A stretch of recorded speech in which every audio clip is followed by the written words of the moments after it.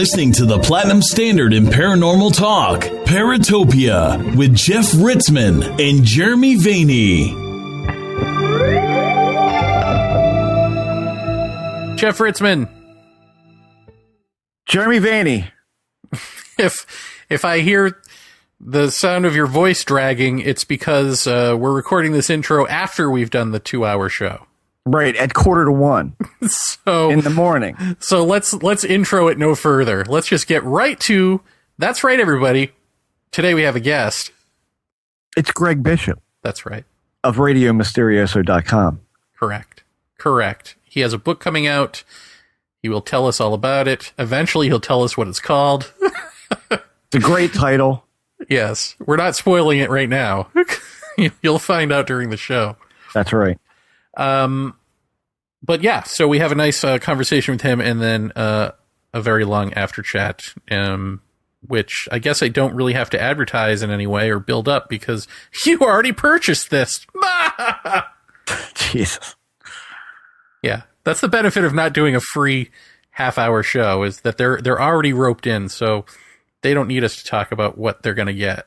And may I say, while we have the moment here, at, by the way, 10:01 in the morning, that Jeremy and I sincerely appreciate your patronage in buying the program. We've got nothing but positive feedback from doing this. So we really haven't missed many weeks, right? I mean, we haven't. I mean, aside from the holidays, I think we popped a few, but we're falling back into a semi-regular schedule. But we're not sure how much longer we're going to be doing that. But as long as it feels good, we're going to keep going. So, but nevertheless, thank you all for buying the episodes and for enjoying them. And those of you who are just joining us. Again, you've got a catalog back there of 6 other shows that you can spend $2 a piece on and make Jeff, us rich. 7 other shows. Oh, that's right, 7. That's right. So, and there are a lot of people coming in as we speak that are literally buying every episode to get caught up. And again, we really appreciate you guys doing that. If anybody has any problems, just message us on Facebook or message us on Facebook or, get in contact with us one way or another. There's all sorts of ways to do that on the site. So, just let us know. I'll be glad to send you a link, but so far it's been pretty much problem free. And so everything is moving along swimmingly. The listenership is growing like it was last time. And that's always good because then we can do more space, more room, more bandwidth, all that good stuff. So once again, thank everybody very much for supporting us in doing this. I can finally pay for my wife's dental work. I appreciate it. Without further ado, Greg Bishop.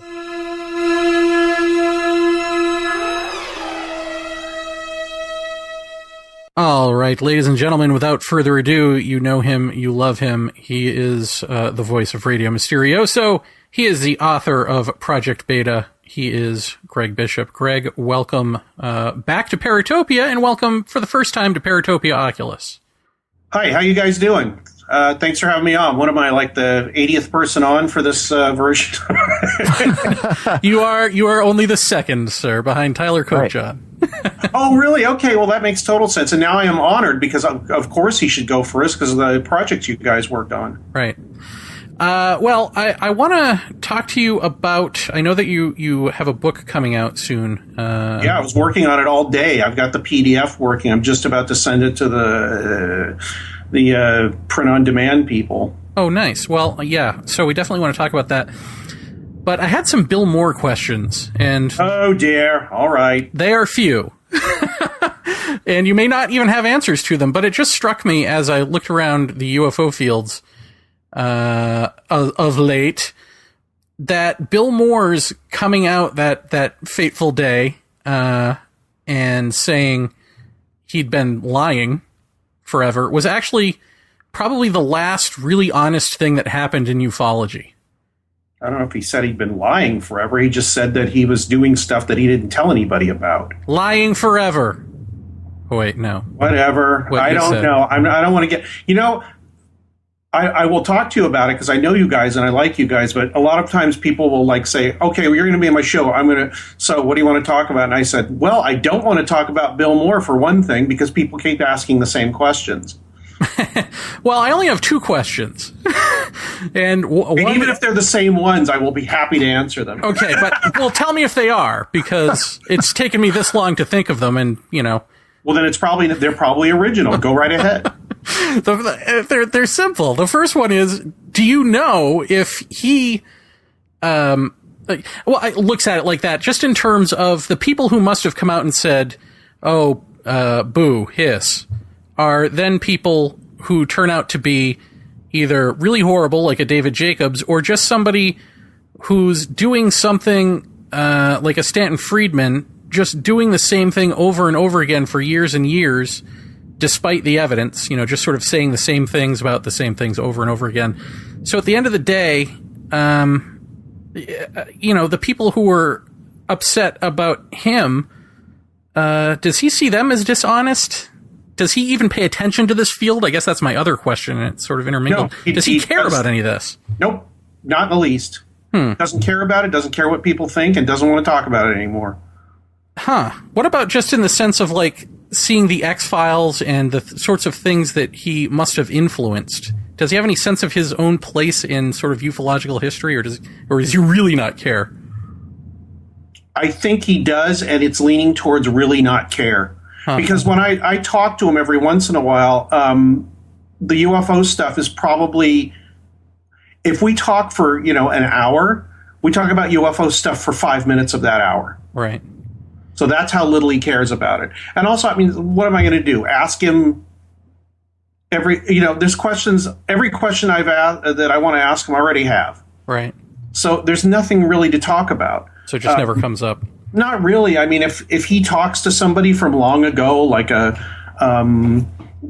Hal Puthoff or something like that, he'll mention it to me. That hasn't happened in a while, but he did it for a while. And like I said, I talk to him maybe once every 3, 4, 5, 6 months, and that's fine. And that's fine with him too. It's the chapter is over, and we're just friends talking about normal friend stuff now. Right. Okay. So that was it. Those were all of my questions. I told you. Okay. Far and few between. You really could not care less what people think. What about you? I wish I was like him and I could feel like that. Huh. Now I don't know really anything about your book, except I suspect you've got some theories in there of your own. Is that true? Tell us about your book, and then I'll have a million questions for you. Oh, good.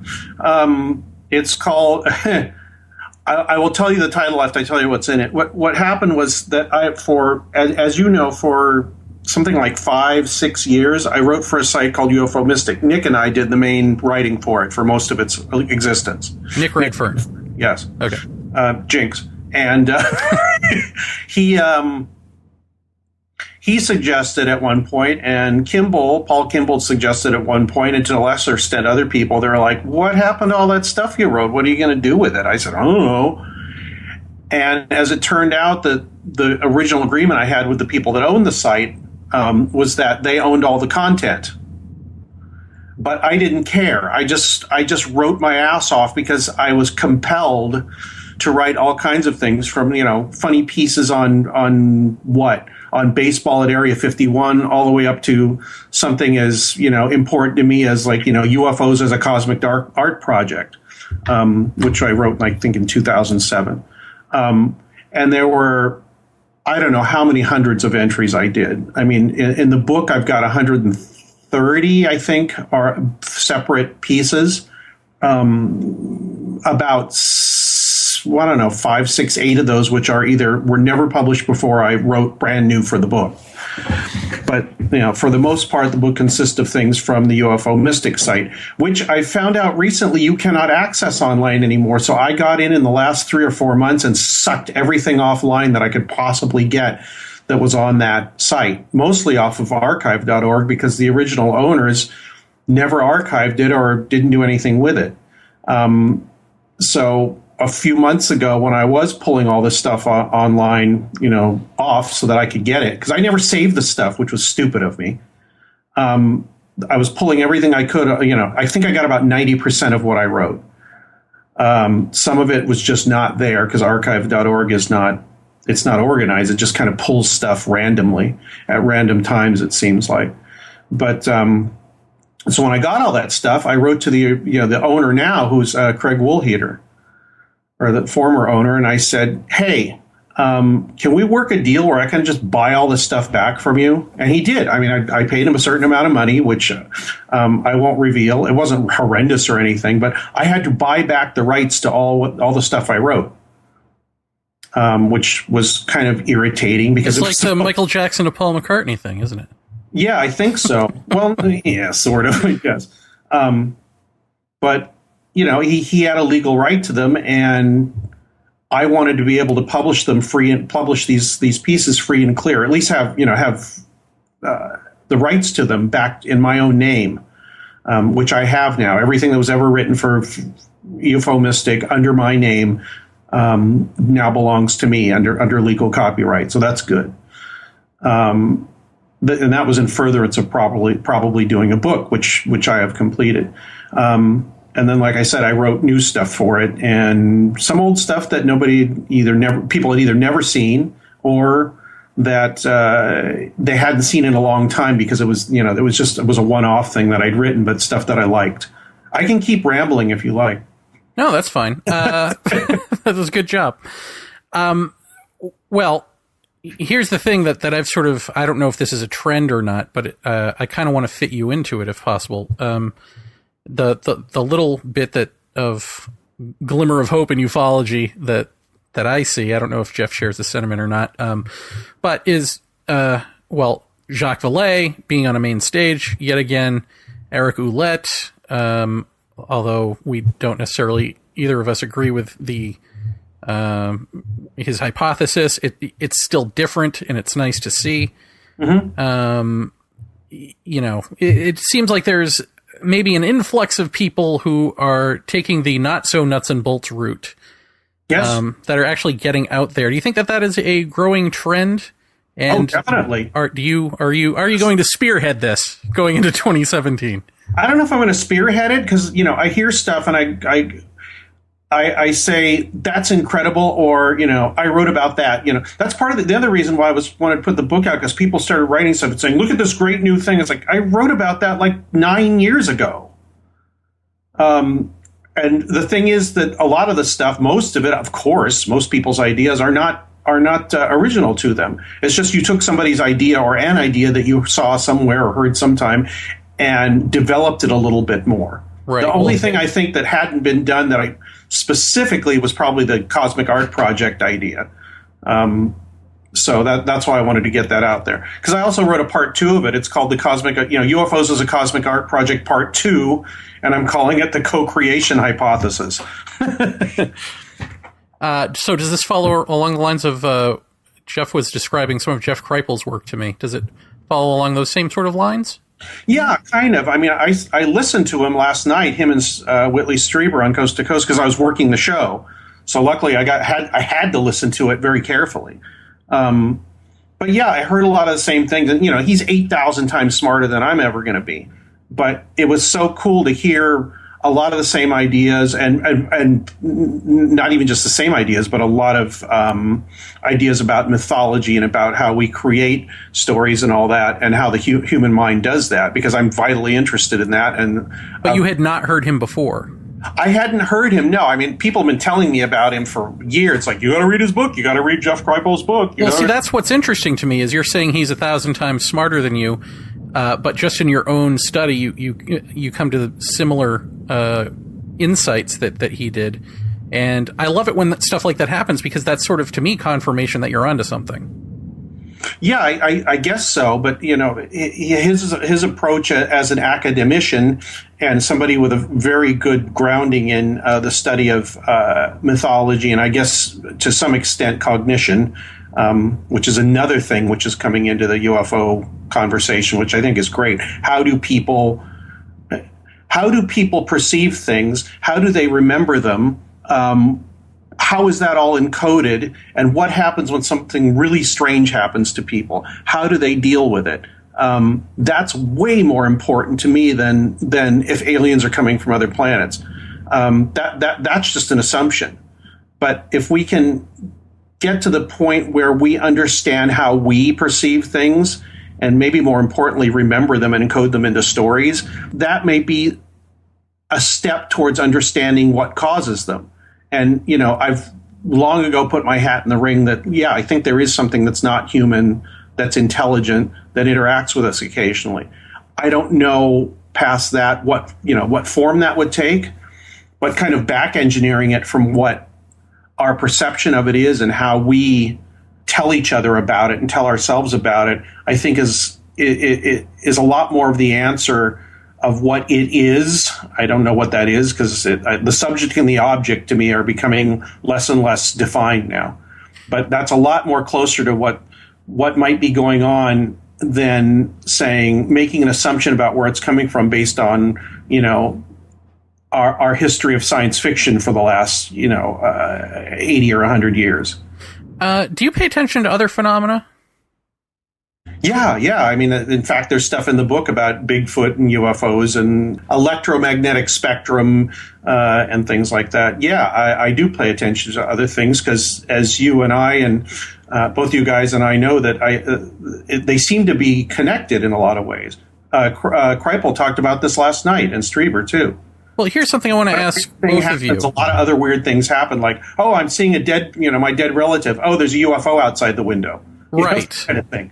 Well, let me ask both of you this, because I think you're both probably overly familiar with George Hansen's trickster theory, which is anytime I've talked about, the anti-structural moment is when something can creep in and the visage of it doesn't matter. It can be a Bigfoot, an alien, or whatever. Is that true, that it doesn't matter, or do certain types of events trigger certain phenomena, or certain seeming phenomena, let's say? I don't know. Am I supposed to go first? Yeah, go for it. I mean, do you know? Have you researched enough in that vein to see a trend? Because even when witnesses say, well, I wasn't thinking about UFOs, it dawns on, but yet they had a UFO sighting. It dawns on me that that might actually be the least terrifying thing that they could have experienced. In other words, it could have been something else, but for them personally, it had to be whatever they saw, because anything else would have been completely horrifying. It wouldn't have inspired, whatever emotion it did inspire that it needed to, if that makes sense. Yeah, I don't know if that's making sense. I don't think that people see things that are the thing that they can accept the most, but I think they see the thing that they can hook into the most, that makes the most sense to them, whether it's good, bad, horrifying, uplifting, space brotherish, or a trip to hell, I don't know. But whatever encodes the experience for them in a way that makes sense is the thing that's going to happen. I think our mind has a lot of control at a subconscious level about how we experience and, more importantly, remember and tell the story about our experience to ourselves and others. My friend from the Paracast forums, Burnt State, he has pushed that on me too. I think he's totally right.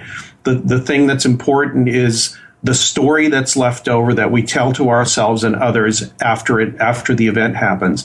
And I think whatever the event was it may be irrelevant. Whatever the precipitating event was is probably irrelevant. But the aftermath of it and how we deal with it is the important thing, and our handle into what it might be, which is I have no idea what causes these things, although I'm pretty sure it's an external force, and sometimes an intelligent external force. Does that make any sense, or is it, it sound gobbledygook? No, that makes sense to me. Jeff, does that resonate with you? Yeah, part of it does, for sure. I think it's, I think I liken it a lot more to electricity. It's always going to take the path of least resistance. So I think it's set and setting. Yeah. But I also think it's if there is such a thing as its intent or what it's trying to elicit, unless it's just a chaotic, snap of reality that this just happens. And so there's a stimulus that hits your head, and whatever happens to be the thing is the thing. But I agree with Greg. I think there is something external and intelligent about it. How intelligent? I don't know. I mean, we're trying to lay kind of like human reactionary things onto something that clearly doesn't seem to be human in any meaningful way. So it's hard to say what its intent would be, but if it's the path of least resistance and you're driving in a remote area, then, I'd say you could say, well, a ghost could walk across the street, or a Bigfoot could cross your path, or a UFO could appear in the sky.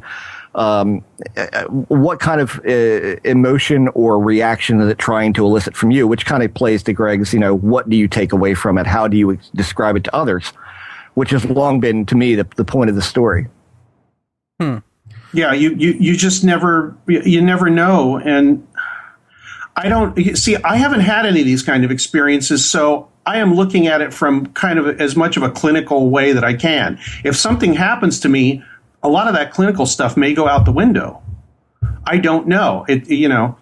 When I talk about this stuff with a few people that I talk about it with, in various places, or in various conversations, I've gotten to the point where I'm trying not to use the term alien and UFO anymore. I really, really don't, because I think that's going to encode something in my brain and other people's brains that should not be there when we're trying to look at it. I wrote something in the book. I said, I don't know what this thing is, but maybe one of the aspects of it is if we get too close to it, a mirror goes up in front of us. Yeah. Well, I mean, Greg, how long, when we're talking about the phenomena, and this is better than anybody probably, there's the misidentification things. There is and that goes for ghosts, UFOs, whatever phenomena you want to take your pick, it's there. So you've got the misidentification things. You've got, in the UFO field, you've got top secret projects that are being tested here and there. You've got flare drops, and you've got, astronomical events and all. So you've got all this mess kind of coagulated together. And then you've got the phenomena, which to me seems to be the more rare of them all, kind of intermingled in there. So knowing that, what do you think, or how often do you think that this thing has injected itself into what we would typically look at as the UFO field? In other words, Roswell and Bentwaters and all of those kind of things. I mean, I've often said it's very difficult to tell what is what. Yeah, I don't know. How do you ID the phenomena and say, I think that holds some meaning to this phenomena? So, just out of curiosity, not knowing how often it injects itself, why do you think that meme has been laid over top of this phenomena of the UFO, at least, to say, when we see something in the sky that looks odd, like a disc or a sphere or what have you, that people immediately jump to, it's got to be spacemen?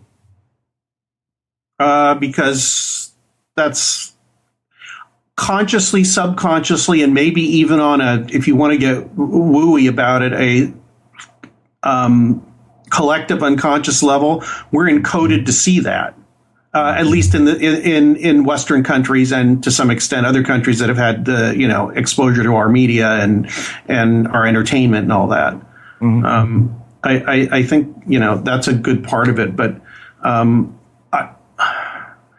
think another part of your question was, how do we know that this is what it is? And I really don't. And in fact, that's the same. That's the reason I was saying a couple minutes before. It's like I try really, really hard not to put the alien thing in my head when I'm talking about it, right?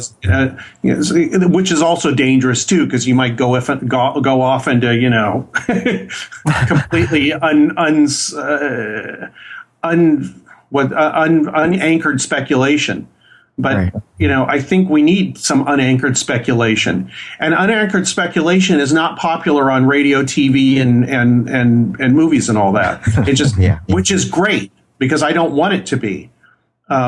The other thing that I yelled about recently or the last few years was the last public talk I gave was basically saying, get rid of large UFO groups. Oh, yeah. Get rid of them. They're completely useless. But I've changed that a little bit. One, because I think a really good service that UFO groups provide is gathering data. The problem is, and as you guys know, the way they gather the data and what the questions they ask. I interviewed and haven't posted it yet a woman, Cassidy Nicholas, who I guess is the MUFON's media person. And I guess she was on Hangar One a couple times. Anyway, I had her on my show, and it wasn't live. I just I couldn't do it live because of our schedules, and I haven't posted it yet. I said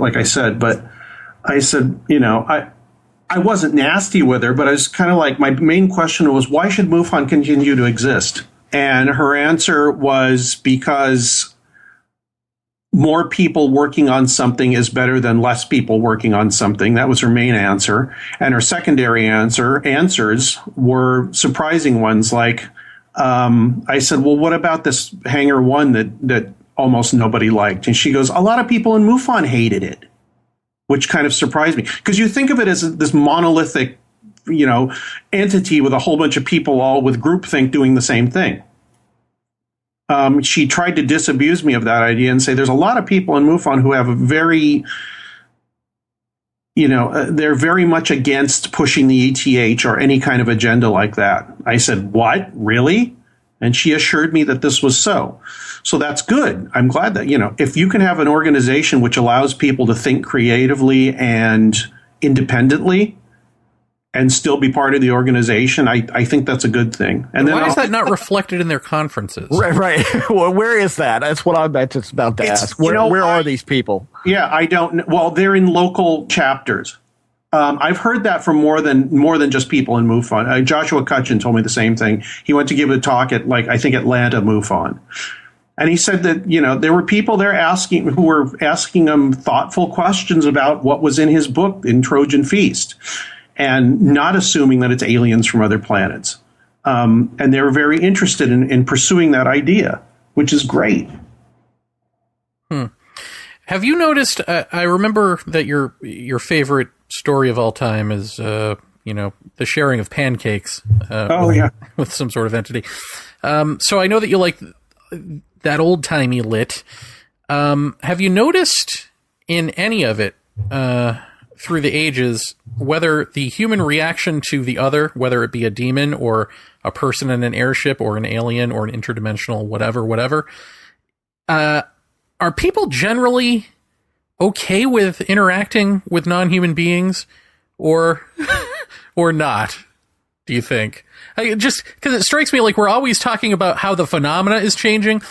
Is the phenomena changing according to the culture, but our reaction to it stays stagnant, or no? Does that change too?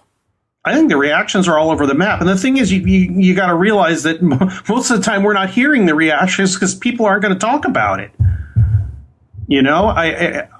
I think we only hear about people that want to talk about it, which is one thing, and then there's reactions all over them. There's total terror to there's Space Brothers here to help us. I mean, it runs to me, it just runs the gamut, the complete spectrum of reactions. Does that make sense? Does that answer your question, sort of? Yeah. There's not one reaction. I mean, it's all the way from it's all over the map, and like I said, there's probably tons of people that have seen all kinds of weird stuff, and their brains just won't let them accept it, so it didn't even enter their conscious awareness. Right. Now I'm trying to think of the author, and I can't remember, but there are two books that I've read now by the same author, and God, I interviewed her too. What were the books about? Well, she was interviewing Native Americans and then Mesoamericans. Oh, I don't know them. RD6 Killer Clark, that's her name. Oh, okay. Okay, so the one through line from Mesoamerican people to Native American people of various nations, in these books, and she doesn't call attention to it, but it's just there, are people saying, yeah, we came from the stars, our ancestors came from the stars, but these beings that I just had an interaction with, they're not those people. We don't know who they are. They don't have, and then they always seem to have some sort of either, malintent about them as opposed to the ancestors. Does that strike you as oddly nuts and bolts? Like, does that cause anybody pause? Because it does me because I go off on these rants of not nuts and bolts all the time, because that's kind of where my mind is. Yeah. But then I read something like that and I go, well, wait, that's people from, all over who are more in touch with this, at least seemingly, at least culturally, than we are, saying, well, we're from there. We've grown up with the stories of star ancestors, but whoever this is now, that ain't it. Yeah. Does that bother anyone else? That, and the other thing is, who's to say that they're right and we're not, or whatever? I mean, I do not know. This is just a different way of looking at it. I think it's an interesting way of looking at it, because it means that they also think that whatever is showing up around people is not, these weird things, whatever they are not from space. If I'm getting your meaning right, they're from somewhere, some other reality, but not people coming from the stars, which I think is, I would agree with that. But then again, it's like, just because somebody is Native American, does that mean that they've got a line into reality? No, they've got a line into their reality and their viewpoint of it. No, but to me, it's the fact that it's from Native Americans to South America. Right. It's the swath of land. Right. Well, you know what? There's something in there's something in their culture, their DNA, their upbringing, and all that tells them that that's what they're seeing. Right. And I don't know if it's right or not. I think it's interesting, and I think it's a really good thing to throw into the database. Yeah. I haven't gotten. I don't know anything about her work, so right. That just as a reacting off the top of my head, that's what I think. Because unless somebody's pushing something on me and saying that they're right and everybody else is wrong, I'm going to listen. Right. If they are saying that, I'm quite inclined to tell them to shut up and leave me alone. Even if they are right, because I don't like people forcing their viewpoint on me or anybody else. Right. Jeff, what were you going to say? You cut out there for a minute, and I didn't catch the whole thing. So, what is the premise here that the Native Americans are saying that the current phenomena is not representative of what they grew up with or grew up into? Well, yeah, not just Native Americans, but Mesoamerica, South America. That the people that Artie Clark interviewed for her books, one of the through lines that I noticed was where they were saying, we come from the stars, we grew up with all of that, but whatever is going on now that I just saw, that's not those people. I don't know who these people are. Huh. Can you elaborate on that? What do they think they are? Well, I don't know. They don't say. They just say they think that they're other aliens with other intentions, but they're not the ancestors, and that they don't trust them, essentially. Oh, I see. I mean, and I hear that, and I think to myself, well, at one point, the Native Americans and the indigenous cultures in South America were the only ones in their respective continents until, the great migrations came and then polluted essentially the consciousness pool of the general area. I mean, that just sounds to me like our. Like in the United States, for instance, I mean, the Western cultures came in and assumed control of the entire swath of land, and therefore did it change the consciousness of what's going on in the local neighborhood to facilitate different phenomena showing up that these people wouldn't be familiar with. In other words, did we pollute the pool? Huh. Yeah, that's interesting. Yeah, we've polluted we've peed our own pool too. So I'm trying to filter some of the pee out. I'm trying to get the filter working so that we can figure out why we see what we see, report what we report, and what clue that gives us as to the source of it. And I don't know if that's too self-referential to be any good, but I'm thinking that it might be fruitful. If it isn't, we'll move on to something else. Well, Greg, why do you think that this doesn't happen to everyone if it is sort of a creative principle or somehow interconnected with us or with creative people. Why doesn't it always happen to creative people? Why doesn't it always just happen to anybody? No, I don't know. I think I go back to that idea that Dean Radin told me when he said, "Oh, everybody has this ability." I said, "Well, the psychic ability." I said, "Well, then why can't we all predict the lottery and all that?" And he said, "Because for the same reason you don't have 100,000 Michael Jordans. I think some people are more talented, or they have better radios to tune it, or something. I don't know. I think most people are tuned into a 3-dimensional or a 4-dimensional here and now animal brain kind of thing, and some aren't. Some have different antenna that can pick up this other stuff, which is why I said a little earlier, it's like, somebody may see something, but there may be something weird going on. And this has happened too. There's been multiple witness things where like one person sees an incredible thing happening in the sky and the other one's going, "I don't know what you're talking about. What are you talking about? I don't see any of this stuff." Well, what is your personal threshold for testimony? If you interview somebody and they have way too much information or too much knowledge, does that raise an alarm, or do you treat everybody with the same, sense of truth? I don't know. I think, like you said, if there's too much of it, it kind of turns me off. And if it's forced upon me, then that turns me off. I don't care if they're right or not. If it's forced upon me, it's like, you have to listen and I'm right. I don't care if they're right or not. I don't want to hear it. But apart from that, I don't think I have too much of a filter. I mean, people are saying, "Oh, this guy's so full of crap," and this, I'm listening, it's fallen into the database there. It's just my personal bias that if somebody's being forceful with it, then that's what shuts me down. Other than that, I like to hear a lot of things.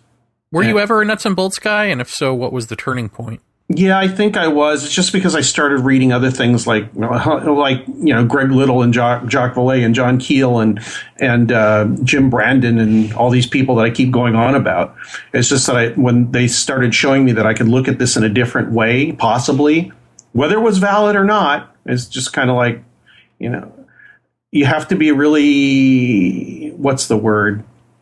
I think I cast a wide net. I kind of syncretize all these different things into my viewpoint of it. And it's very malleable. I mean, and plastic and it evolves.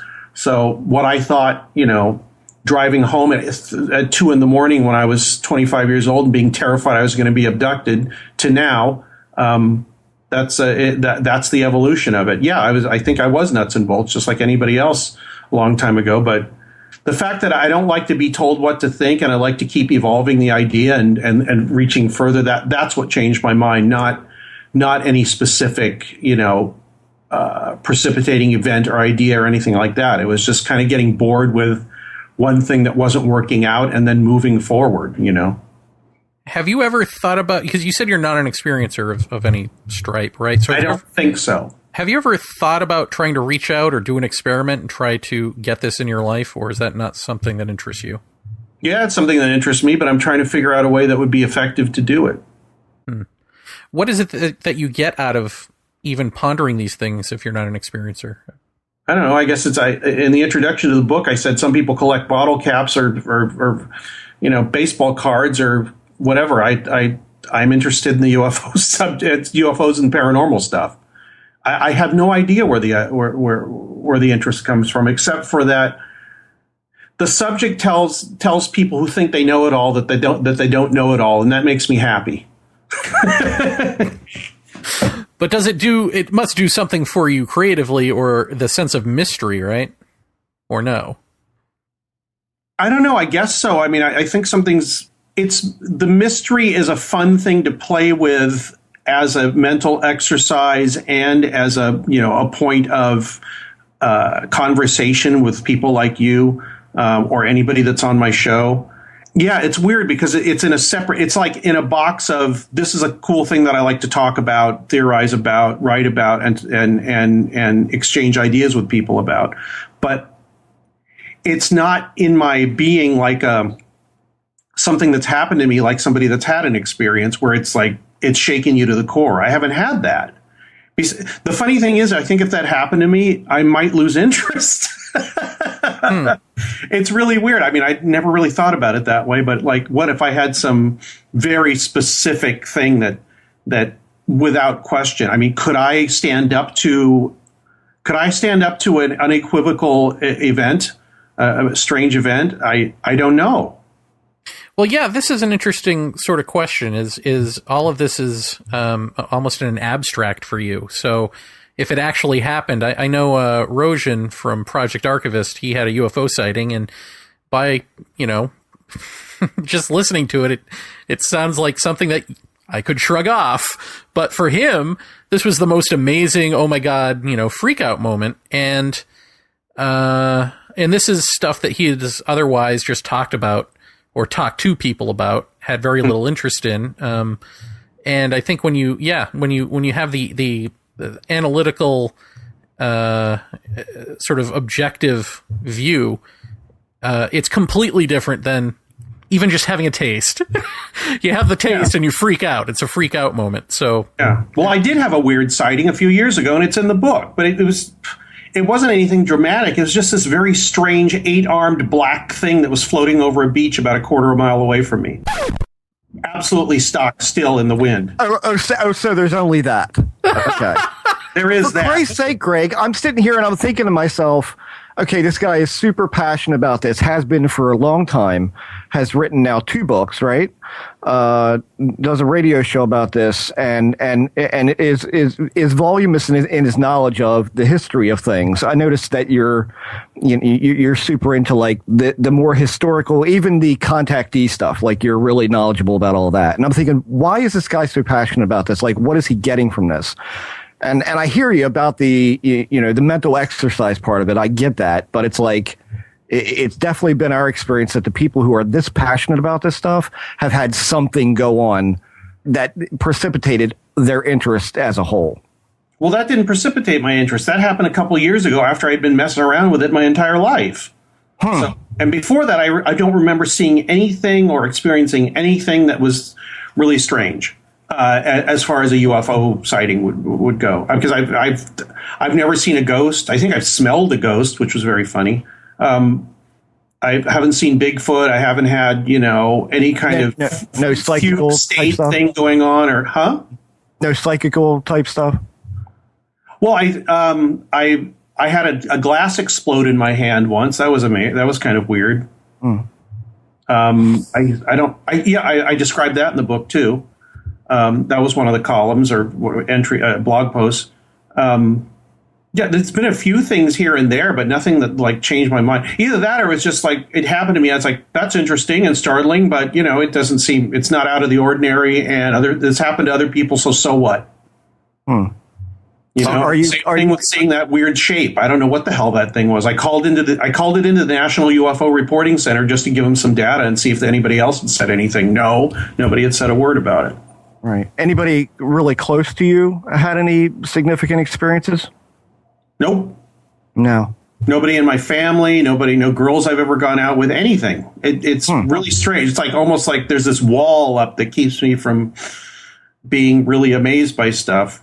The other thing is, just, my personality is I don't get too worked up about stuff, really. I mean, nothing really pisses me off, offends me.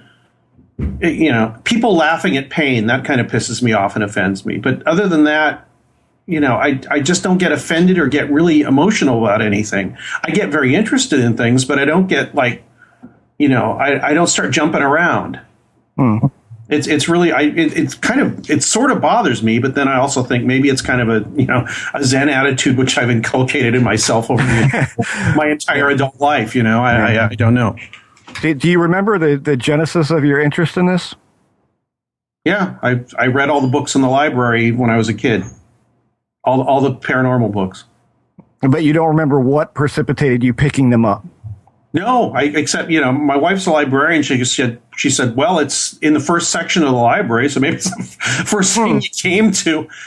Proximity location, right? Yeah, but from when I could read. I mean, my dad took us to the library when my sister and I could barely read, like in kindergarten or first grade. And he said, grab some books and take them home and read them, and then we'll come back next week and we'll grab some more. And I'd always take 2 or 3 or 4 books, and they all had to do with UFOs, Bigfoot, ghosts, all kinds of paranormal phenomena, ESP.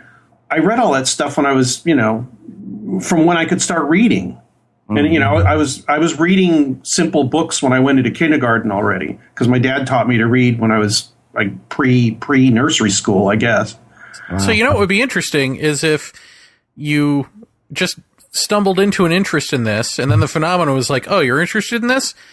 And then gives you a dangling carrot. Right, exactly. But because of your personal disposition, you don't take it as a dangling carrot. You just blow it off, and then it goes, okay, and then it tries a different tactic, and a different, and you keep blowing it off, so it never builds up.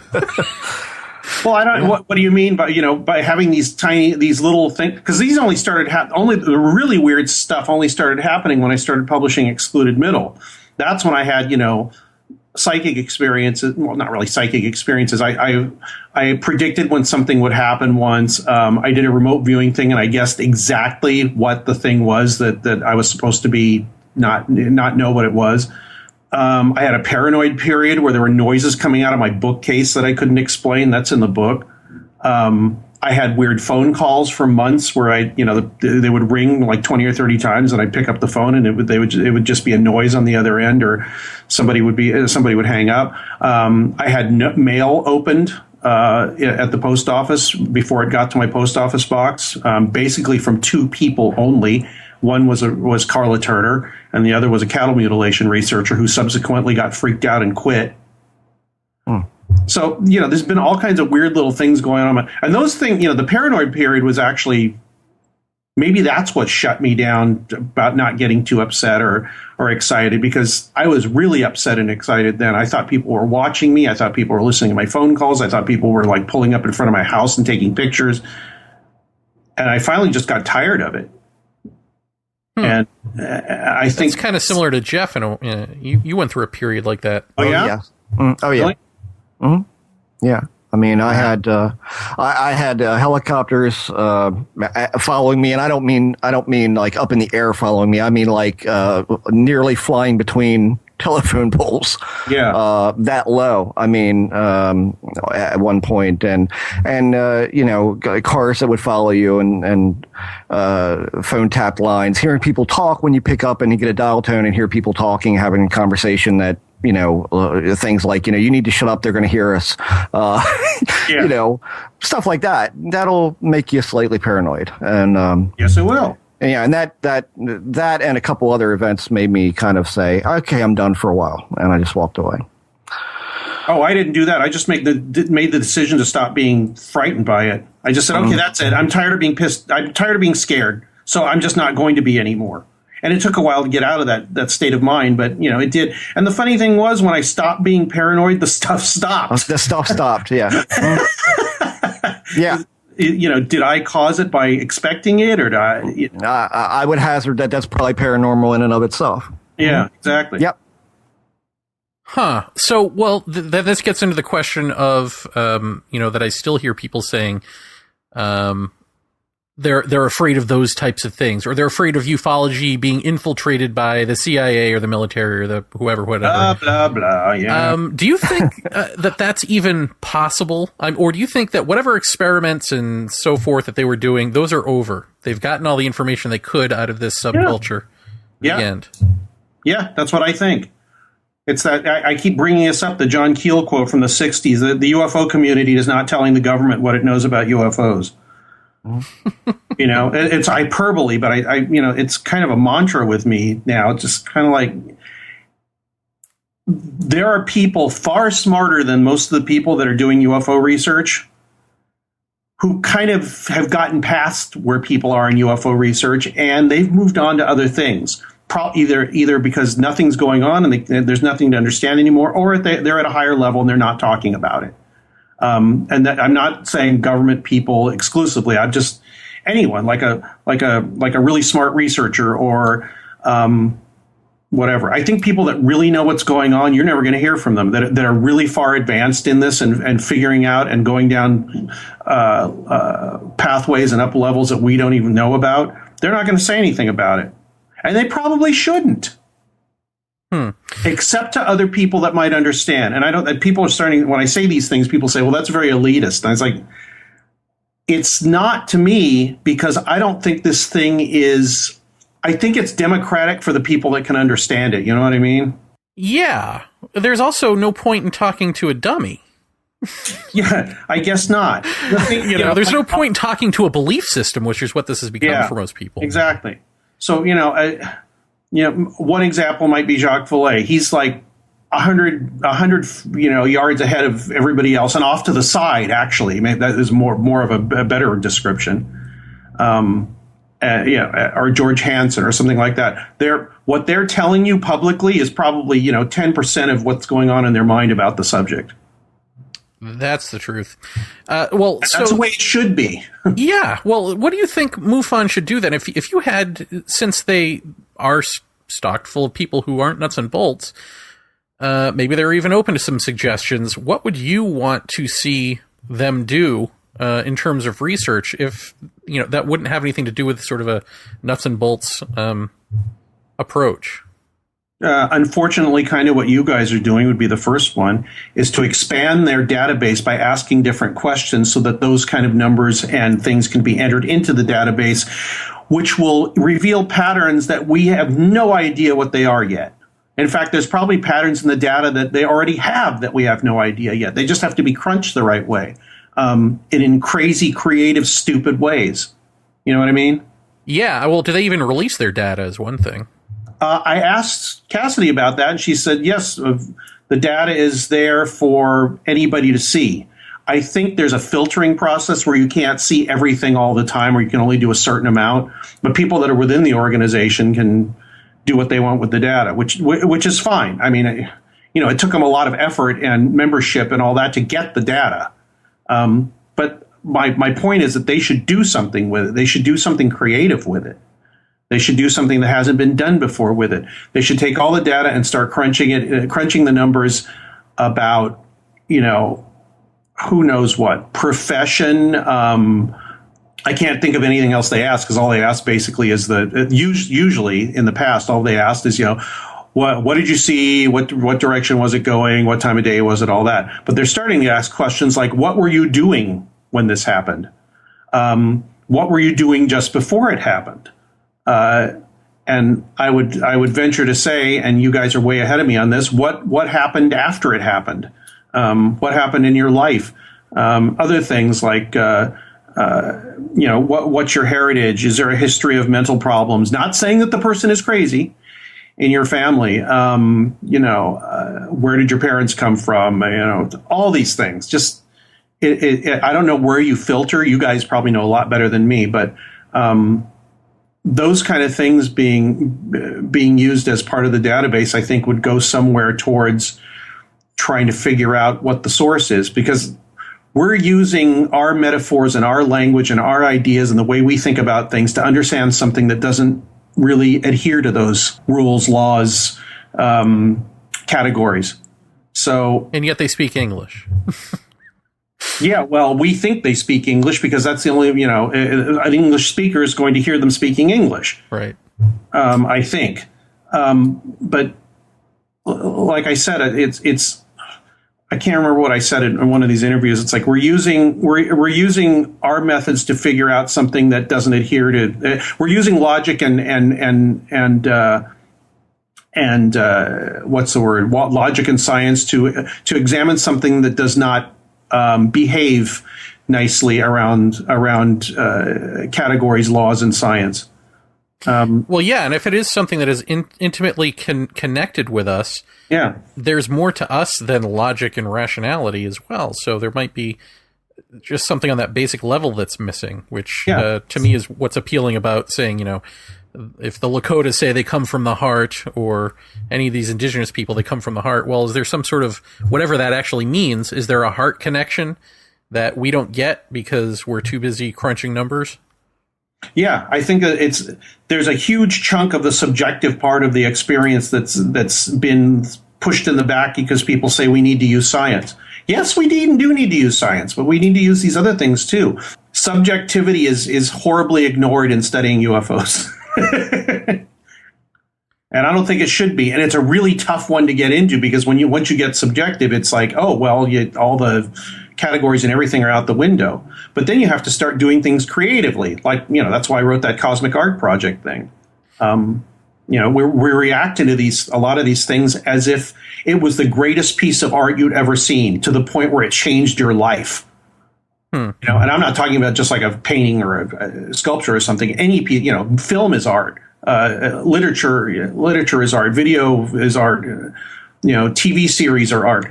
They're things that affect us emotionally and deeply in a way that is not logical or explainable. It's like, why do you love this person?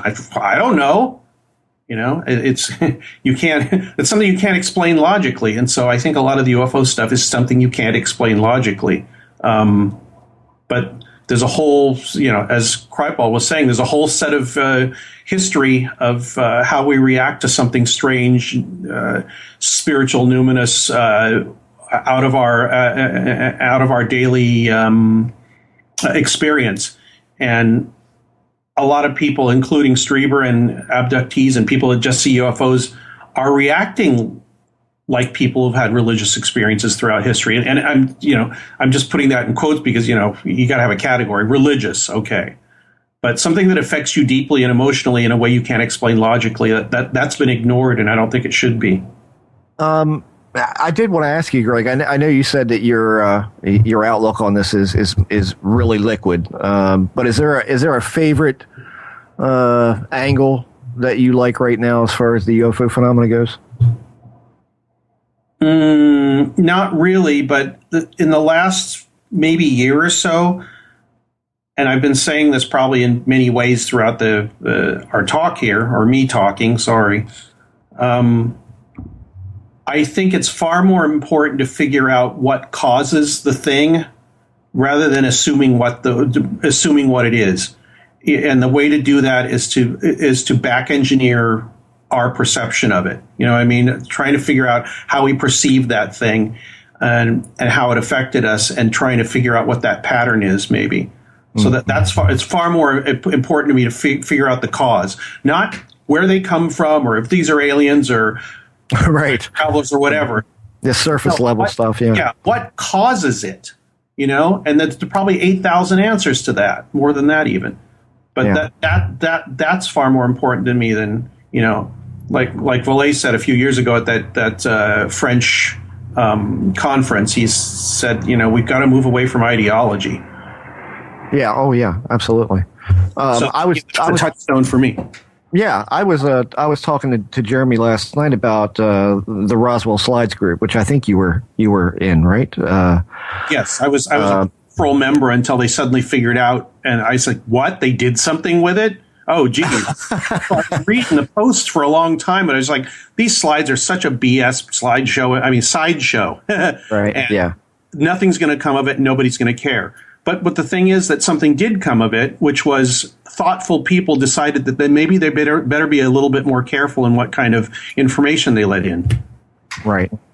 And I was talking to Jeremy about the people that were involved in that. And I kind of likened it to a mixture of really sharp thinking UFO. I don't want to say believers, that's a wrong word, but earnest researchers of the phenomena and a couple of, or more than a couple of diehard skeptics who really think it's all explainable, or at least most of it.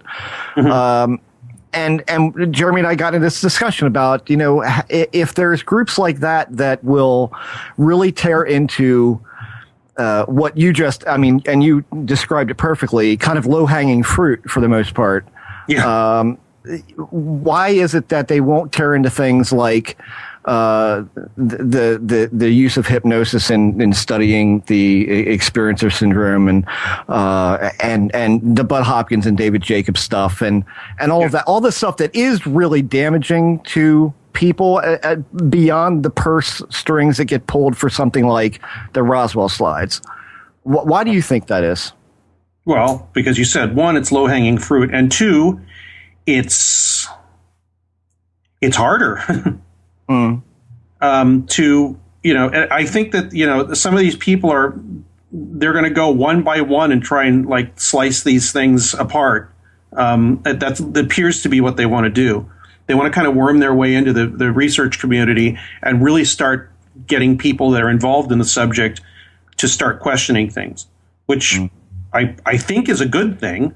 I'm still kind of, I still see an agenda, which worries me, because you can go too far in a defending the faith scenario, if you know what I mean. Oh, absolutely. I said exactly the same thing to Jeremy last night. I said, after a while, point was proven pretty much when they said we have slides of an alien.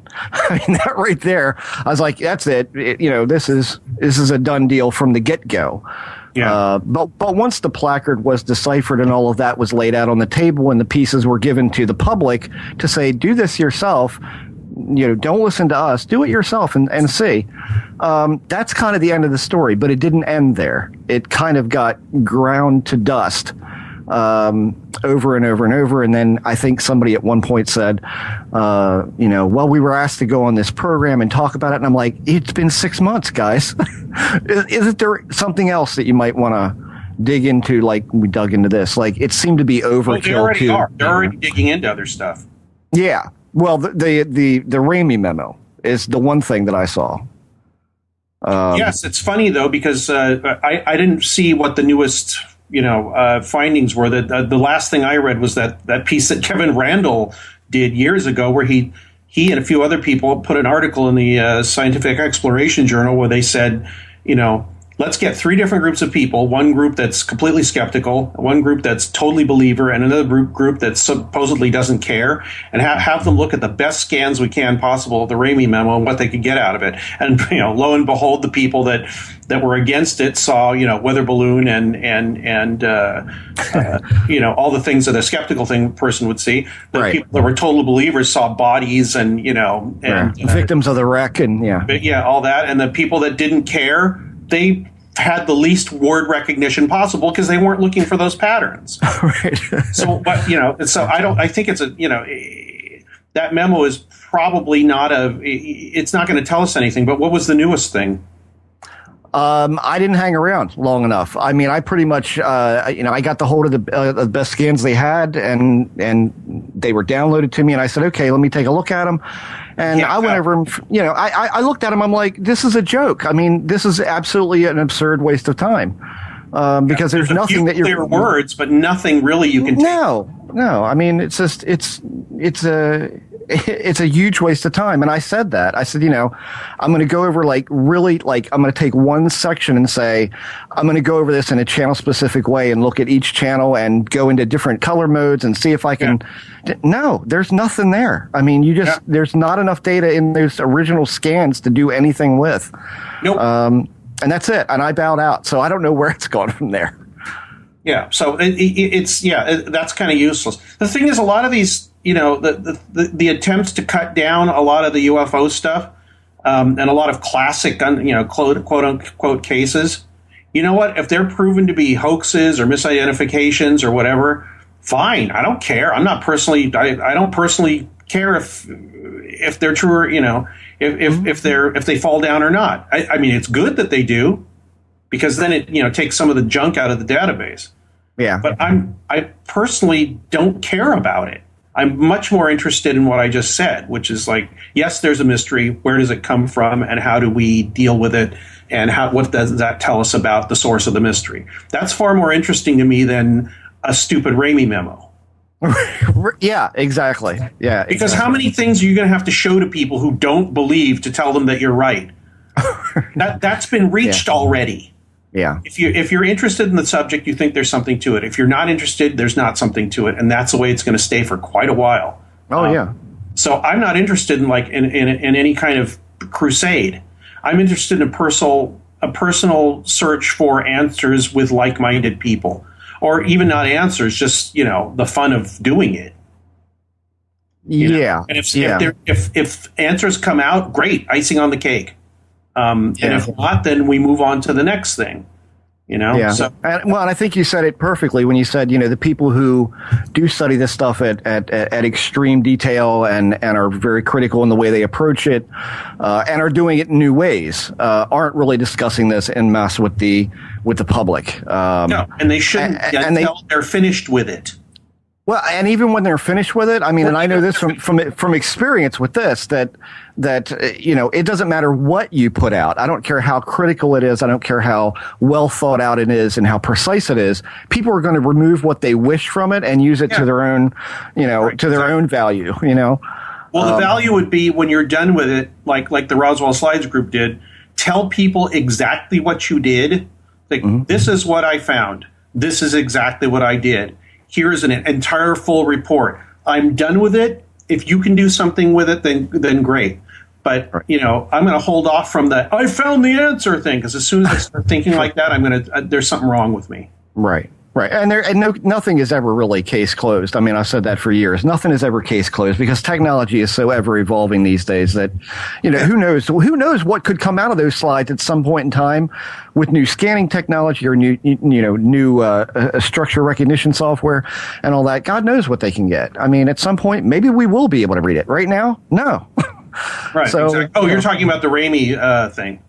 Yeah, I mean, or even UFO photographs, or even some of the weirder evidential stuff. I mean, stuff that we just can't get a good handle on right now. Yeah. They shelve it and they go, well, and it kind of gets forgotten. I hate to say it, but a lot of stuff gets dust coated and then it's forgotten. Yeah. And I don't think I don't think we can do that. I don't think we can let stuff go stale. Yeah, a lot of people really don't like Strieber for various reasons. Mm-hmm. I still do. And here's a really good reason why. Last night on the show, he said he was asking, what about disclosure? And I was like, oh, God, this again. He said, if somebody can explain what's going on with abductions, what causes them and what's going on there, disclosure will happen the next day. And, it's hyperbole, but the point's well taken. If you can figure out what the hell's going on, then there's nothing to wonder about or explain anymore. If you can crack that, what the hell's causing people to think this stuff is happening to them. Mm-hmm. And I'm not saying think like it didn't happen, but what is causing people to say that they're being bothered by strange beings which don't seem to be human? I don't know if it's a physical thing or whatever. Some of it seems physical, some of it doesn't. And there's physical aspects to it, but there's a lot of things that aren't. And that means that we don't quite understand it yet. And if we don't quite understand it, then nobody quite understands it, or if the people that do aren't talking. And that's the way it's going to stay. So I don't know, 8,000 more pictures saying this is really unknown is not going to convince anybody of anything except the people that already believe. Yeah, true enough. Yeah, absolutely. Well, maybe we should leave it on that note because I know you're going to get to your night job. Yeah. But thank you for coming on the show. And when can we expect to see your book? Within the month. Ooh. And give us the title again? It's called It Defies Language.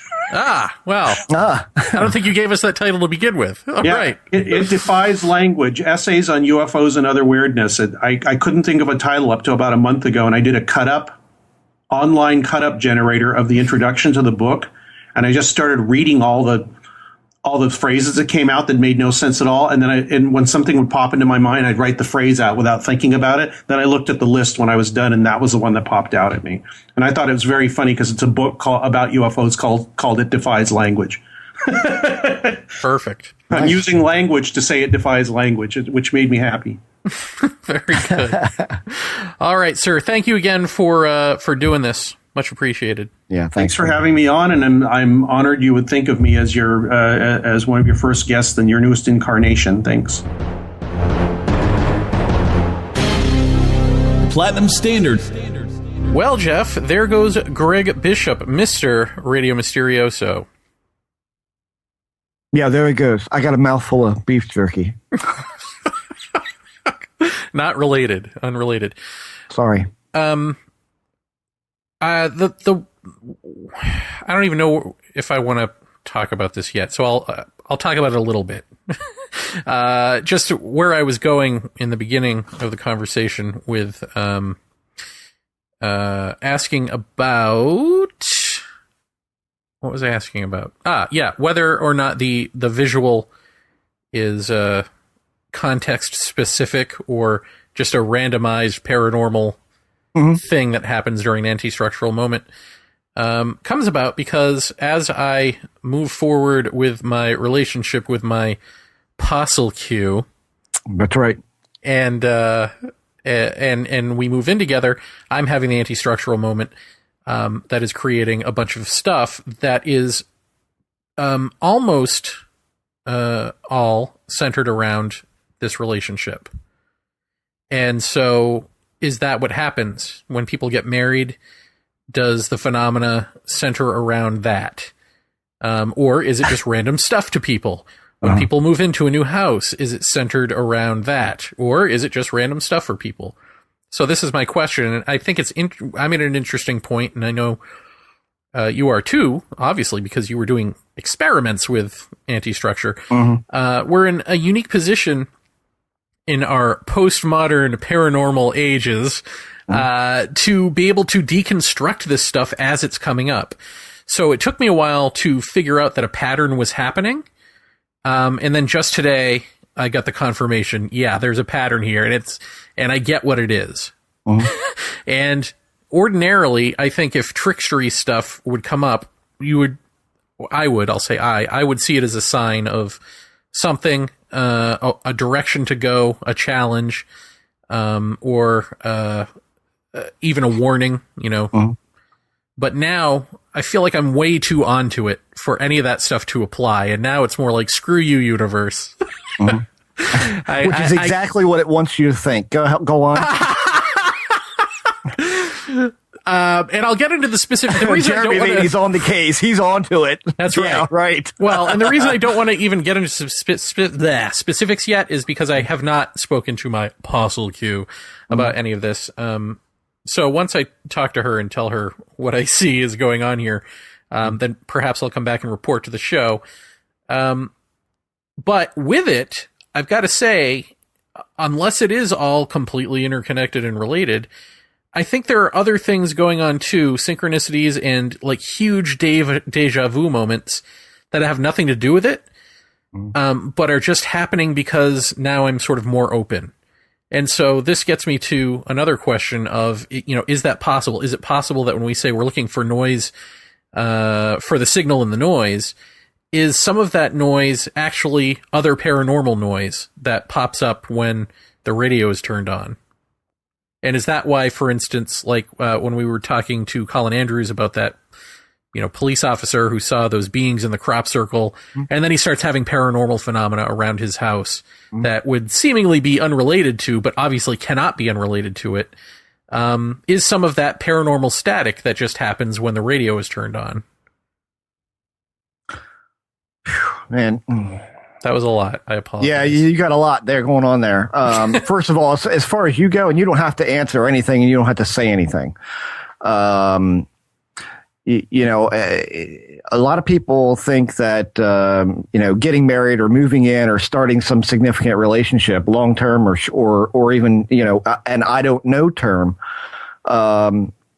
people think that that's just a notion of moving, uprooting yourself from one place to another, that you're going to share time with someone that you care about, and people think that that's really mostly what it's all about, and it's really, that's a part of it. That's a big part of the physical part of it, but there's a larger, much larger, much more unexpected, much more betwixt and between, as you are right now with that, than people would think. You're not just talking about moving in with somebody and doing it. You're talking about probably one of the more major changes in life, from being a single person to somebody who's committed to somebody else. And that is huger than you can possibly imagine. And I mean, and for me, the next thing after that was having a child. That it too is just a massive thing that you think, yeah, I know what that entails. I know what that means. But you find out quickly after it's in your lap that you have no idea what that meant or what that entailed. And that means both good and bad things. I mean, I feel like I married a pretty unique woman in the fact that I hear a lot of guys talk about, well, it's Wednesday night, Sharon won't let me go out tonight because it's, well, that wouldn't happen here.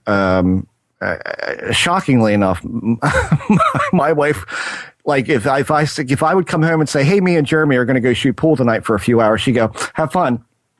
That would be the extent of it. But I do realize that a lot of people get into relationships, and one of the things that they don't expect is what's been referred to as the ball and chain, which isn't really a ball and chain, but there are boundaries. It's new boundaries. There are new boundaries being set, and there are new rules that are going to have to be adhered to, for the machine to work effectively and for people to be happy. So it is a huge change of life. So that I have no doubt would facilitate all sorts of weirdness in that respect. So yeah, it's a lot bigger a change than one thinks it is. It's not just a new roomie. It's way more than that. And in fact, each relationship being different, it would be, there would be similarities, of course, across the board, but there's a whole lot of things with the individual people too that would have to adjust to that. So it's not just you, it's also the other half, going into it. So the male or the female, with their corresponding parties. So it's two people in the midst of a between state. So there's double the amount of weirdness that can be inflicted upon one or the other or both. And then when you talked about the discussion that we had with Colin, that to me is a different thing. And I'm trying desperately to reconcile the two things of the anti-structural bits, the between bits, the mechanisms of manifestation of these things, and then kind of the creative process and what that means, and what are we creating the skin with that, and then it's flesh, it's getting into the suit that we create through creativity. Is it then that when the anti-structural elements align correctly and all the planets line up for the manifestation, that's the clothes it puts on? Is there a connective between those two? That's what I'm trying to reconcile just in writing some stuff about this and trying to get my book done and trying to. What do you think about that in terms of peripheral phenomena? Because I've been having a lot of peripheral phenomena, and there's one thing which is like a fleeting white image that for some reason I want to say is like a white skirt, a woman's white skirt, and if I keep thinking that, am I going to manifest a woman in a white skirt at some point, even though it's not? Well, I don't know. I mean, is that the way peripheral phenomena works? Does it give you an ink blot, and then you go, oh, I know what that is, and then it goes, oh, okay, great, now I can manifest that thing, My bet is it's just going to be a larger white veil, because that's what Lisa saw at our condominium for years on end. And it continued to kind of get longer or to drape in different ways and to be in different. I don't necessarily think it's going to manifest into a human form. But I want to just finish this thought about the Colin Andrews discussion. That speaks to the creation engine type of thing, where it's not just the talking about it; it's the level of I think there is something about the discussion that goes beyond saying that's a really deep discussion. There is an opening there of one or more people to discuss bits of the phenomena that wouldn't normally get brought out into the open. And so it becomes a very intense and very personal discussion, despite the fact that we were sharing that program with thousands of people. That was a very intense discussion with three of us. And we immediately connected with Colin because he is very much an open guy. He'll tell you what he thinks. He's to me, he's a real experiencer of this stuff. And is very open to discussing the finer details of it. That's really important for this, because when you get into a discussion like that is so intense and so focused, that in and of itself becomes, to me, like the creative process. You're bringing things out and discussing things in such an abstract way, or a very deep, focused and condensed way, that bringing that out into the open is almost giving birth to new ideas. That's really, to me, what that change of the air in the room that we've talked about before, that's really, to me, what the nucleus of that is. It's the bringing forth of new ideas into the open, and that just changes things. And so therefore you do get those innocuous kind of, even amorphous, phenomena like monitors turning off, or lights flickering, or balls of flashes of light from corners of the room, those kind of things, because you're talking about the same kind of intensive focus that it takes to write, or to create artwork, visual artwork, or to paint, or to write poetry. And all of these things are part of the creative process. It's not only the creative process, it's the focus of intent of what you are trying to create, or what you're trying to discuss, and find the right words to describe this ineffable thing that you can't quite, get into a box or fit into a purse. How do you do that? You've got to create language to kind of encompass that. And that, to me, is, again, it's part of the thought process of how do you build the picture that you're trying to convey through communication. I mean, that to me is what it is. Well, yeah, and I agree. And I think essentially when you get into that moment, it's sort of time falls away. The sense of self, the psychological construct of the self is that much weaker, because you're tapping into the source of insight. When you're having the deep discussion about mystery, and you're doing it with a group of people. So it's like, and I think that can even maybe screw up things in space-time in some weird way, because then you're getting to that moment.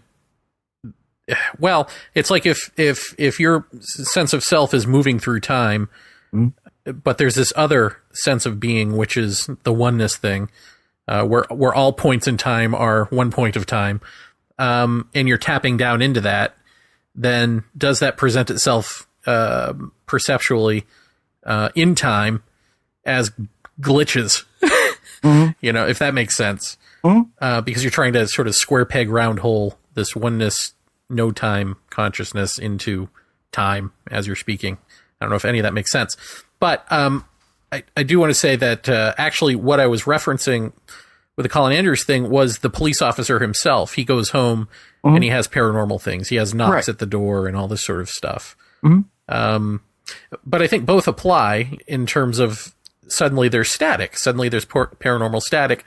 And so when you're trying to pick out the signal is the pattern. What is the pattern to it? And does this other stuff fit, or is it peripheral phenomena that just comes with the territory and isn't really a puzzle piece? It's just, Well, I mean, when it comes to that police officer, that question, that's something you'd be able to ask him. If we had contact with somebody like him, who had this really probably wickedly terrifying ordeal in this field, where he sees these ridiculously tall, white, pale people, then run from the scene, at some unheard of speed that he could not reconcile with the movement of a human.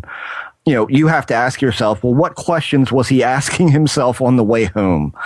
I venture to say it wasn't things as inane as I wonder how tall they were. Maybe it's the leg span that didn't. No, these were not the questions that were being asked.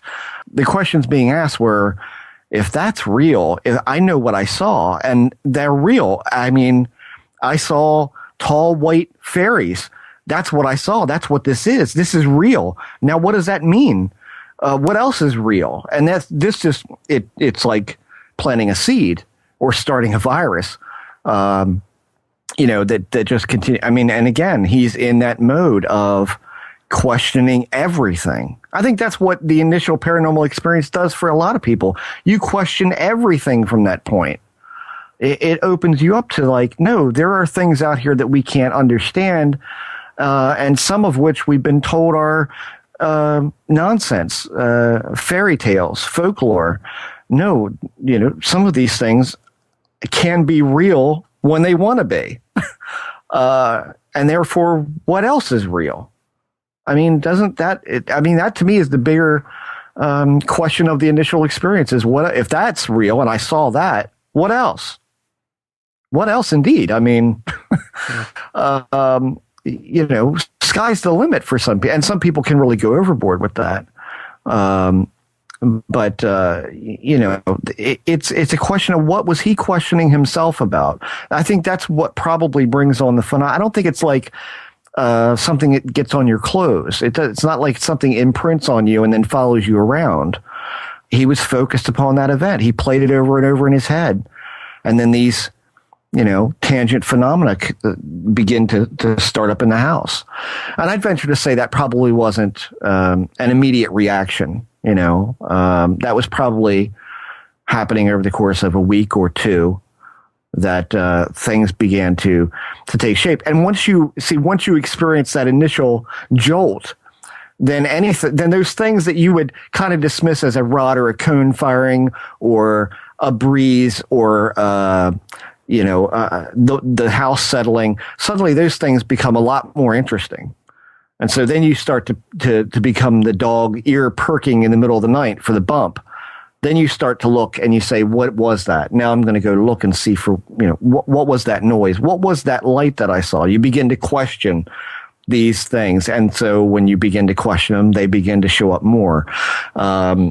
It's like Greg was talking about with his paranoid stuff, the phone calls, all the peripheral things that go along with paranoia. When he got himself together, they stopped. And see that, while he may have not, connected that as a paranormal thing because it involved relatively normal things in life, I go immediately, that sounds like paranormal activity to me. It's just manifesting in a different way. Well, yeah, I mean, once again, here's another classic case of, so have you ever had anything happen to you? Well, no. Oh, you're not an experiencer? No, I'm not. Mm-hmm. Well, there was this one time, and then this other time, and then this other time, and then this other time. Oh, but you're not an experiencer. Right. Yeah. Well, no. Yeah. Oh. Yeah. I mean, I still say, most people, I just don't think people, I think people do get interested in this subject for a while, but I don't think it lasts for a lot of them. Because nothing happens. It's just kind of a story and it's interesting and it's fun for a while, but then they drift in and out. You and I have known multiple people who have drifted in and out of just our little circle of people that we know. The people who last for years in this and are really passionate about it and pursue it. There's something going on. I mean, whether or not even that they realize it, I think that there is, if you would get them to do what I did, which was to write down your thing, every weird thing you can think of in a journal, I think you'd find more there than no, there's nothing there. You know? And I think there's definitely something to the dangling carrot sure. and his ability to block it out. Because I think by the time you get to, relatively recently, I saw like what essentially sounds like an octopus in the sky. Right. What you're getting at is the phenomena is now going, anything? Yeah. I mean, what else are you seeing except something so extreme that it's trying to provoke an extreme reaction? And if you're not giving it, then guess what comes next, Greg? You start to see the sun dance and you become like a Fatima kid, you know? Right. Yeah. I mean, and I don't know that that's, I mean, the very fact that he can, that he doesn't get frustrated with stuff and he doesn't get, pissed off about this or that, that shows to me, a guy who's got a lot of, personal discipline, which is not something that I have a lot of. I don't think it's something you have a lot of. I think we have personal discipline about certain things that we care about, the show, and other stuff. I mean, the very fact that we talk about this stuff frequently as we do, but I don't think that the vast amount of people who experience this stuff with any kind of frequency, having a lack of personal discipline is almost that almost makes you a card-carrying member of the Space Cadet Club.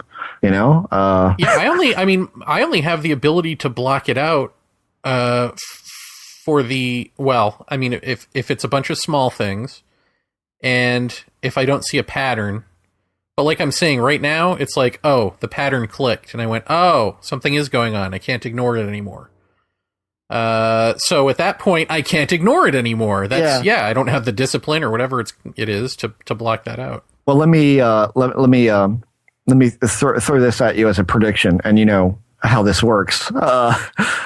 When you kind of unplug from it temporarily, and maybe ignore it a little bit, and now going forward, you're going to have somebody else who's going to be the barometer of, did you see that? That's always going to be fun, because that's what it does with me, at least. And I've had that with other people as well. Have told me the same thing, that, when they try to get themselves in some sort of control and into limiting the amount of stuff that they perceive, or maybe blowing certain things off and not pursuing them, that's when the apostle Q, the wife, the girlfriend, will say, did you see that? And that sets you off. That will begin you getting back into it, and then having a little less control over it. Because if it can't get to you, it will of course show up to the person that you're closest to. Well, I already suspect that it has. Well, there you are, and that she doesn't see it. But I look at it and I go, "Oh, that wasn't for you. That was for me." Yeah, well, may I be so arrogant as to say that was actually for me? And I might also point out that even though she doesn't talk about it nearly as much as I do, that Lisa has had some pretty significant weirdness long before she met me, has had extreme weirdness with me, but not always in my presence. I mean, we've had shared things, but we've each had individual weird stuff. But a lot of stuff she won't talk about, like even with me. She'll mention it, but it's not like, it's like I've said on the show before. She's like, look, it doesn't affect my life the way it affects your life. I don't understand that. But again, is she more like Greg, has a certain amount of personal discipline about what she allows to be, impactful on her? I don't know. I got a lot of respect for people like that. If Greg can distance himself from it when he needs to, that's terrific. I'm able to do that only when I get pissed off and walk away and throw stuff on the floor and go, I'm done. To hell with this. Well, let me ask you, I had asked you, I texted you from work and just said, did tricksterish type things happen around the time? And I didn't even say that you got married, but really the time when you just decided you're going to be with this person for the rest of your life. And you said, oh yeah, that's when it all started. So what does that mean? So was it centered around the concept of you being with this person, or was it seemingly random trickster things that has nothing to do with the actual, just that was the set off point for random trickster stuff? What do you mean, like a targeted symbolic response, or? Well, yeah, or almost like, like you said about in other contexts, the phenomena saying, oh, you think that's it? Did it have that same sort of like, oh, are you sure? Are you sure that's what you want to do?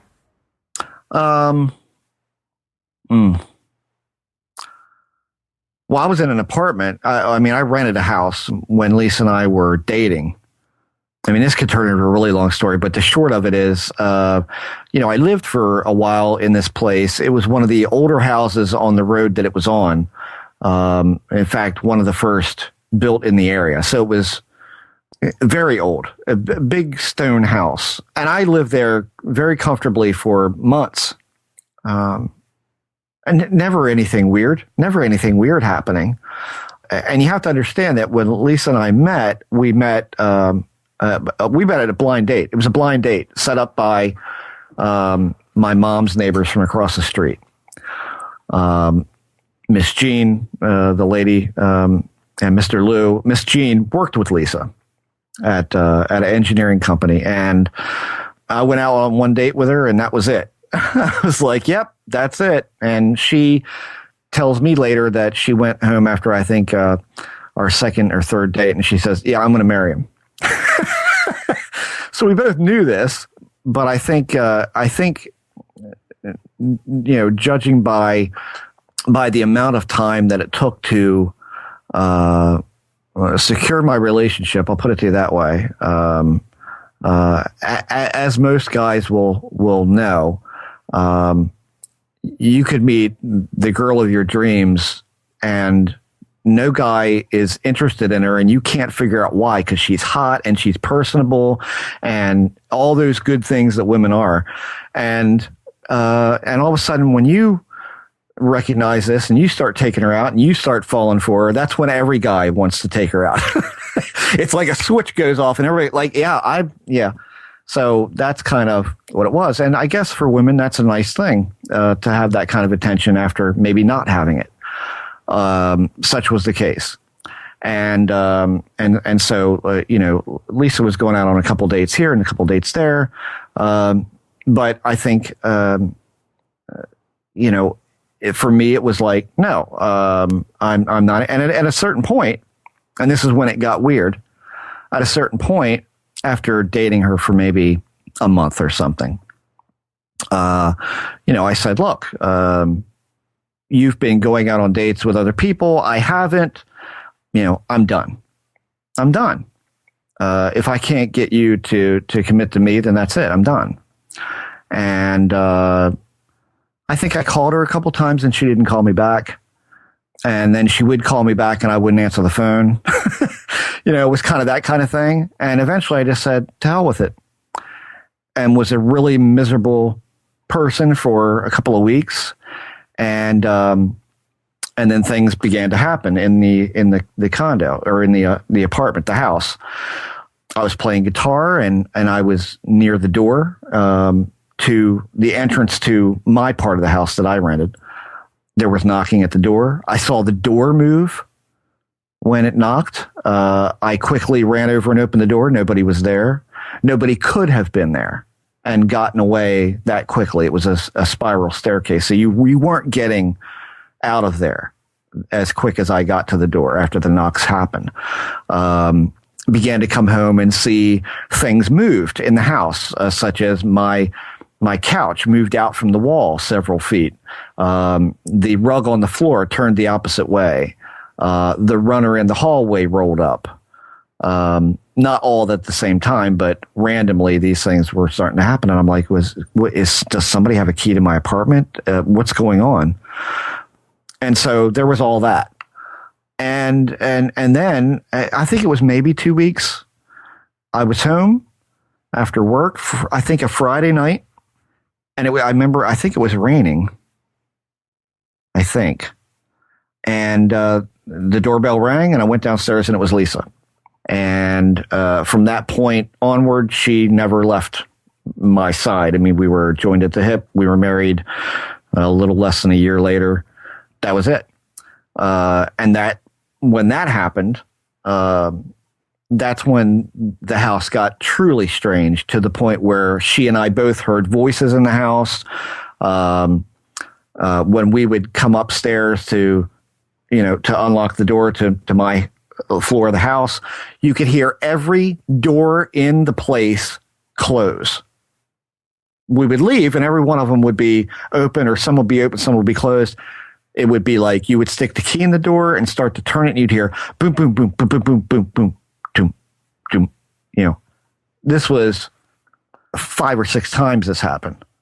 To which I would burst through the door and start looking around and see nothing. So a lot of stuff began happening right before she showed up, and then once she came in and said, once she basically showed up and said, I love you and I'm never leaving and this is it, then that's when stuff really got weird. I don't think it's really been ever not weird since. I mean, at one time or another, there have been calm points. There have been calm years, in fact. But and now looking back on it, I think all of that was the point of I think there's frustration. George had talked about frustration, both sexual frustration and how does any guy or girl feel when the person that they care about doesn't seem to be responding to that? I mean, that's the angst of that. I come to find out, I'm of course home pining that Lisa's going out with all these different men and what's going on and what is she doing? And it turns out she didn't. She went out with one guy a couple times for lunch. That was it.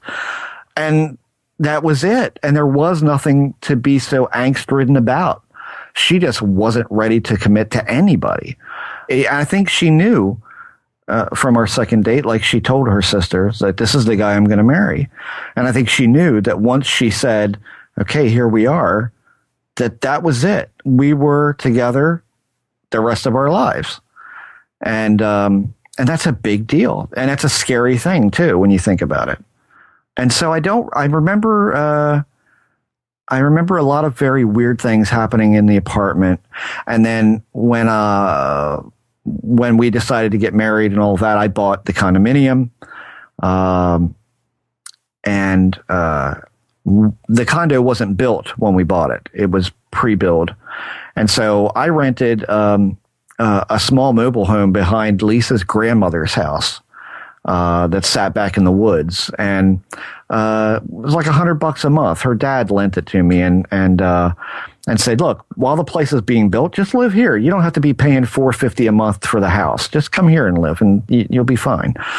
Well, that was I mean, such weirdness happened in that place. And I know I've talked about it before, hearing my name called in the middle of the night, coming home to find all of the drawer handles balanced perfectly upside down in the bedroom.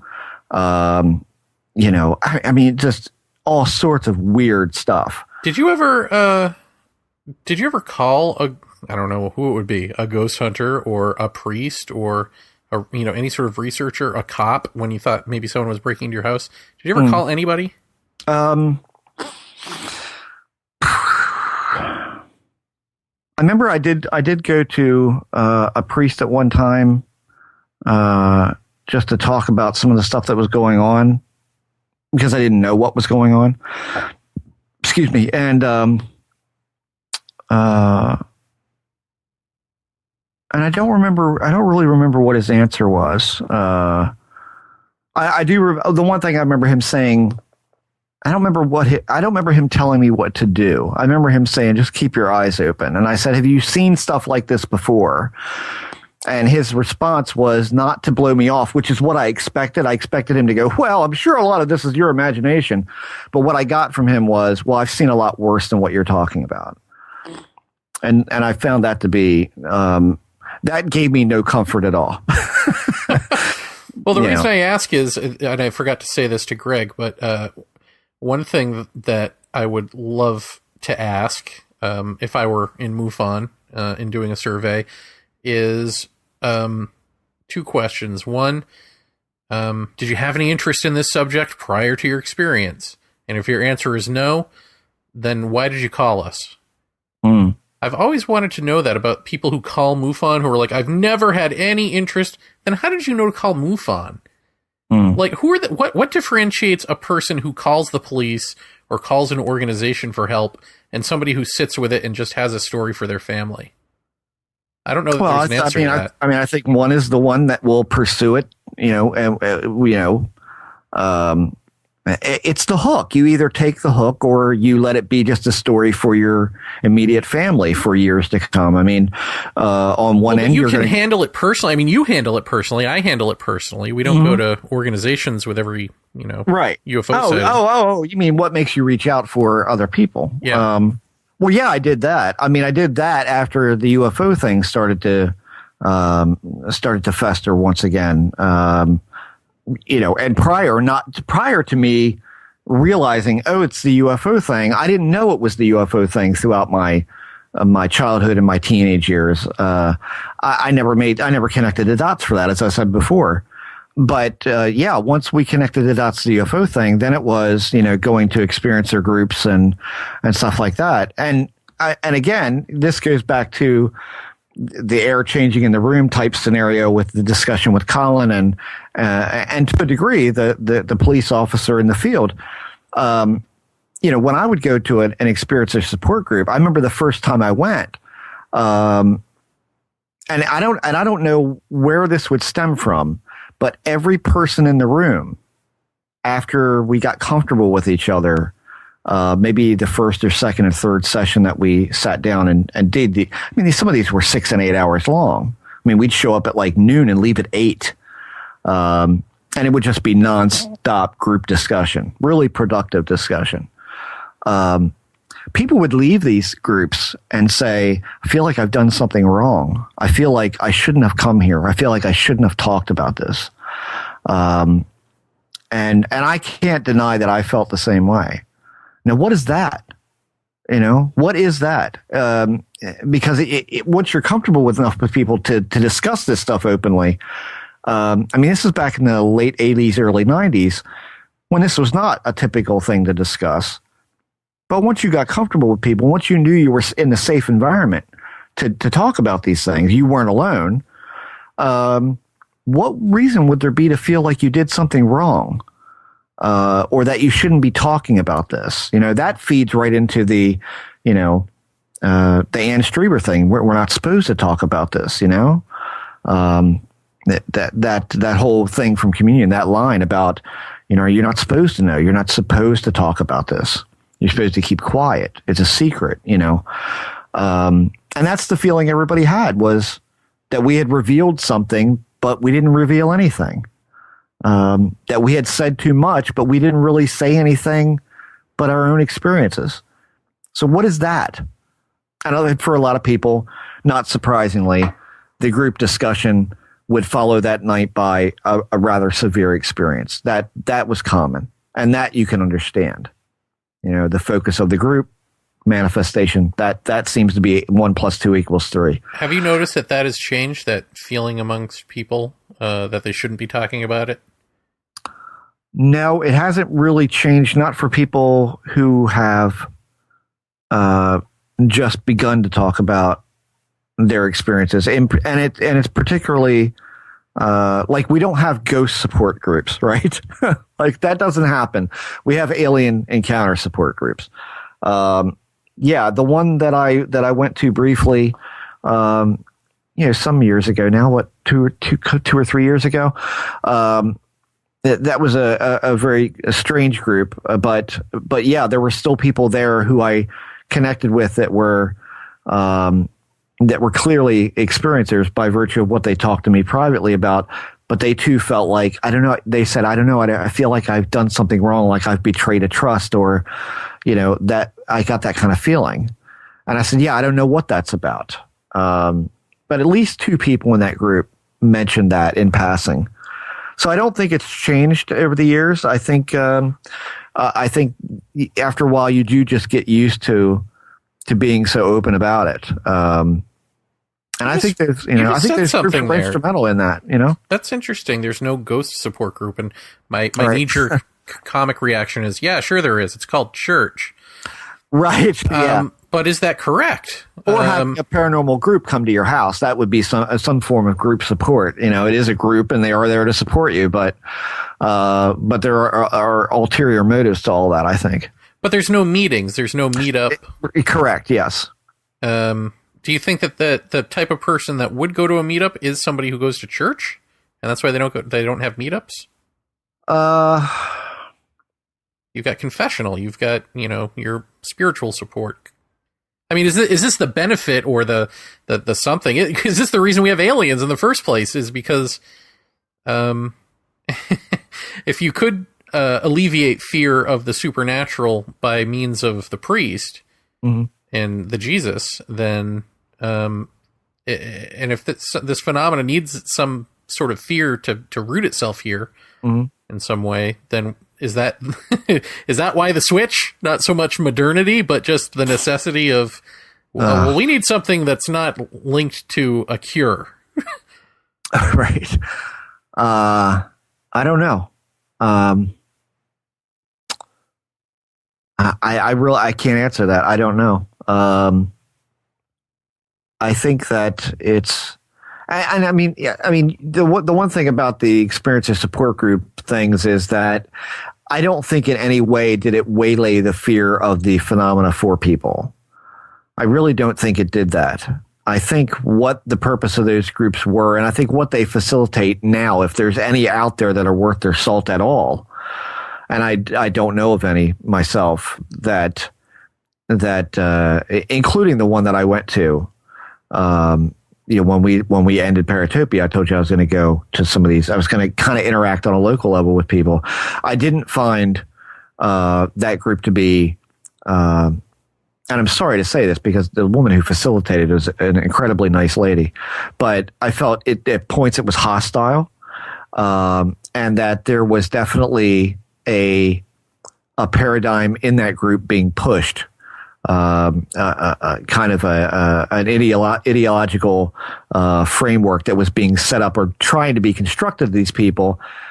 And at one point, I remember one of the facilitators saying, "We can't get a solid group of people together. We seem to pick up a couple and lose a couple." And I finally said, "Well, the reason you can't keep anybody is because you're forcing this."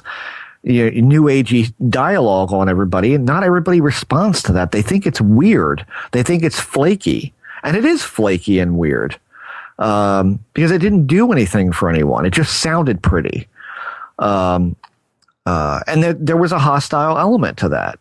So those groups from the early 80s or the late 80s, early 90s, I don't know that any of those really exist anymore, because what those facilitated was you realizing that you're not alone in this, and then identifying common traits with other people. You might not have an exact story to everybody else, but a piece of it or the framework of it feels similar to what a lady, that lived 40 miles from you seems to be having go on. Or there are little bits that match exactly, but the story, it differs. That's what you went for, because you didn't talk about these things. So when you got that independent confirmation from somebody else of an identical story or identical piece, that was everything. I mean, that just meant, okay, I'm not nuts. I'm not crazy. This is going on.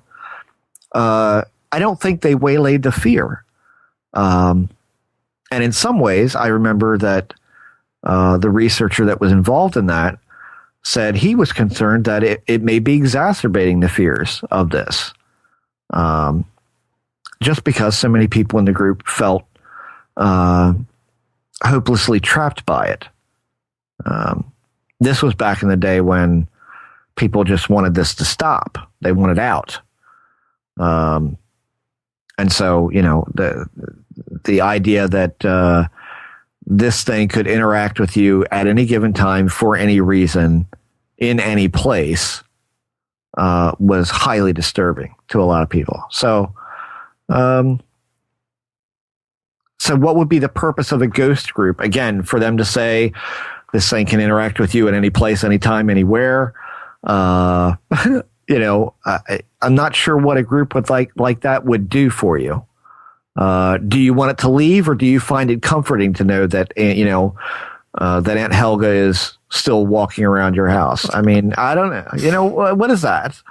I don't know. I think that's a little too broad of a subject matter. We're not even sure what these things represent, you know?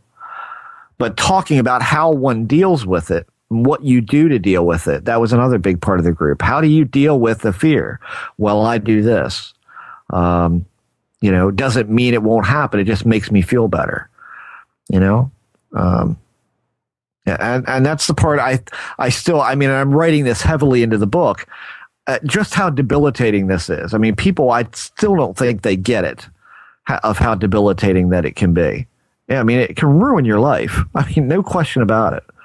So, you know, that's the purpose of the support groups. And like I say, unfortunately, I don't think that there's a lot of them around today that give that kind of open door. I don't know. I miss that openness. I miss that non-judgmental openness. Where do you think the judgmental comes from? Just years of being indoctrinated into a belief about this stuff? Well, I think the first thing you become is cynical about what other people reach, or how other people reach their peace with it. You know, they come in and they feel great about what's happened, and they've reached some kind of precipice with this that they're okay with it. And you hear their story and you get nothing from it. Like, well, that may mean a lot to you, but that wouldn't do anything for me.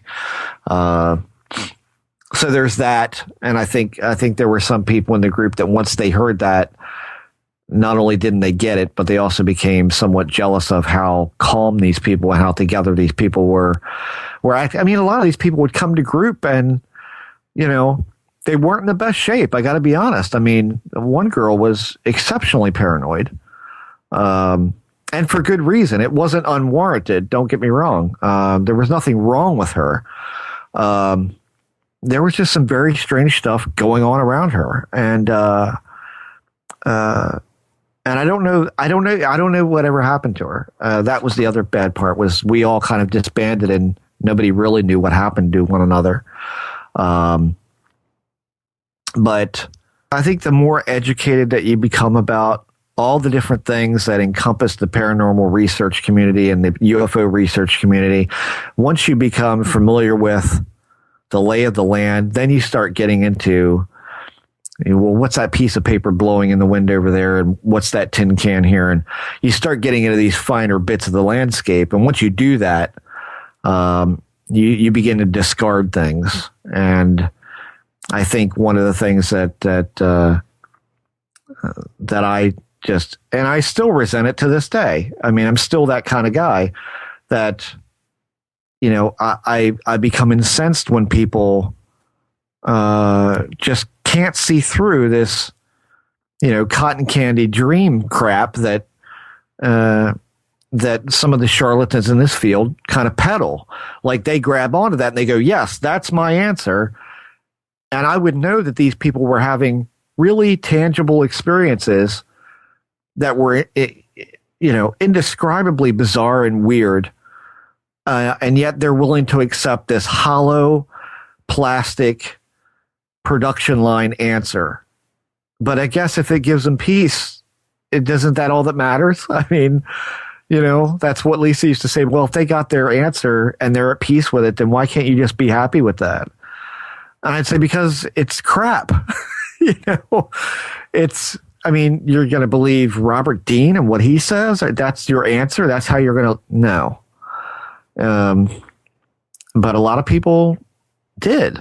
Well, do you find that more people in these groups are on a journey with it, of trying to understand it themselves, or more of them just believing whatever's out there, like a Robert Dean, or, you know? Yeah, I think you know, if you had 10 people, I would say that at least in my experience over the years, it's, you know, 3 people out of that group will accept the lame answer and just kind of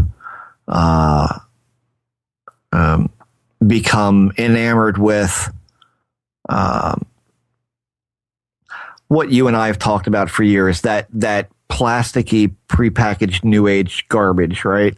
So most people, three out of those people will do that, and probably another two will give way to kind of believing I mean, and you have to remember what time this was, that this was all going on, was the time of, high hypnosis, right? So, if I've spoken before, I think about the woman that came that one day and said that, her and her daughter were on the ship and they got done their gynecological experiments and they let us walk around the ship. And we bought these great shoes at this little mall they had on board the craft. And I'm like, what? And these people, they would accept these things, these obviously fabricated, confabulated memories as part of the reality. And so they would see it then as some kind of little escape. So at least maybe one or two would kind of fall for that. But then, you'd have 6 or 7 that would say, no, not good enough. If that, then what's this? And if this, then what's that? So I think most people out of the group, the majority of the group, would say, no, we want better answers than that, or I'm still looking. But I think at some point, I think the familiarity that you build with other people in discussing these things does make it easier to take. And well, wait, let's go back for a second. So the people who had the New Age and the people who had the normal nuts and bolts, and then the people who were just on their own. Could you tell a difference between their experiences? I mean, did it color their experiences, or at least their interpretations of them? Or were these people who had like one-off experiences? No, most people had them for most of their lives, I think. I'm not sure. I mean, can we say whether it follows a pattern of, if you believe the New Age thing, it'll present that in the future? Yeah. Well, see, here's the thing. I mean, most of the people, once they got to a point of some kind of answer that fit or worked for them, no matter how nonsensical it might have seemed to everybody else, they really didn't come anymore. So I wouldn't know. They would then go off and join some dolphin whisper group, I mean, or, you know what I mean? They didn't feel the need to come anymore. And so, you would, there was one girl that did come back after being absent for like a month or something. And she came back, or a couple of months really. And then she came back and we'd say, have you had anything lately? And she'd go, yeah, I got a little something here. This kind of, and they would talk about it as if it were the same phenomena that brought them to the group. But they wouldn't really then talk about how did that fit into your New Age paradigm, or how did that fit into your whatever kind of thing that they had built up around it. Based upon something really, I remember at least 3 or 4 people, it was a snippet of something that someone said, that they took that and then extrapolated more from that to fit their scenario, and that was their answer. And the person was like Hoagland, or you know what I mean? It's like it was that kind of stuff. Does that work the same way for the people who believe in the hypnotic stuff, or the nuts and boltsy stuff? Do they drop away as well? Yes. Well, see, that's weird to me, because it seems to me those people, I should say, the nuts and bolt people, and the people who were just so positive that it was these space brothers and that sort of thing, they would then kind of gravitate towards a MUFON interaction with their involvement in the field. They would then go say, well, I want to be a researcher, and that's what they would do. Right, because it just dawns on me that with ghost phenomena, I mean, if the thing is you've got an answer, that's what we all want, is an answer. Mm-hmm. And so with a ghost, you've got, okay, first off, we know it's a ghost. Second of all, I know it's my Aunt Millie, or I know it's this guy who killed himself 2 owners ago, and now we know who to talk to, who this ghost is. So now I can say, ghost, leave my house, or please leave us in peace. That becomes your answer. With the Space Brothers, well, it's Space Brothers. Hooray! So that becomes your answer. Then you go and join a telephone whisper group. But if you think that you're being terrorized by an alien that doesn't have an answer to it because it's playing on its own terms, Right. it's malevolent and on its own timetable, that seems to me like an answer that would still require more support grouping. Oh yeah. Oh yeah. I'll give you a clue. One group member I remember specifically, she came in one day and she always had some pretty, and she was kind of like Lee and I for the most part. We remembered everything like when it happened and no problem remembering it after it happened and no need for hypnosis and that sort of thing. She had some very vivid things and not necessarily violent, but very scary, very fear-inducing stuff. And somebody mentioned at a meeting, and I don't see, there were two researchers there, and both of them very high profile at the time, and one of them still to this day is pretty high profile. They were coming at, and I don't remember if it was them or somebody that came to the group, said, you know what I hear tell? I hear tell that the lightning globes, those pink lightning globes you can get. I hear tell that if you run those, aliens don't like them and they cease coming around. And I said, really? Cause I got one of those. And I never ran it, except to look at it. I never wanted to let it run all night and burn itself out. I paid a lot of money for it at the time. But this woman, she went out and purposely bought like 6 of them, put one in every room in her house, came back the next meeting and said, I run them all the time. I haven't seen a thing. That's my answer. They work. Bye. That was it. That was it. She was done. So for some people, it's some physical thing that they think works. Okay, if you think that works, that's great.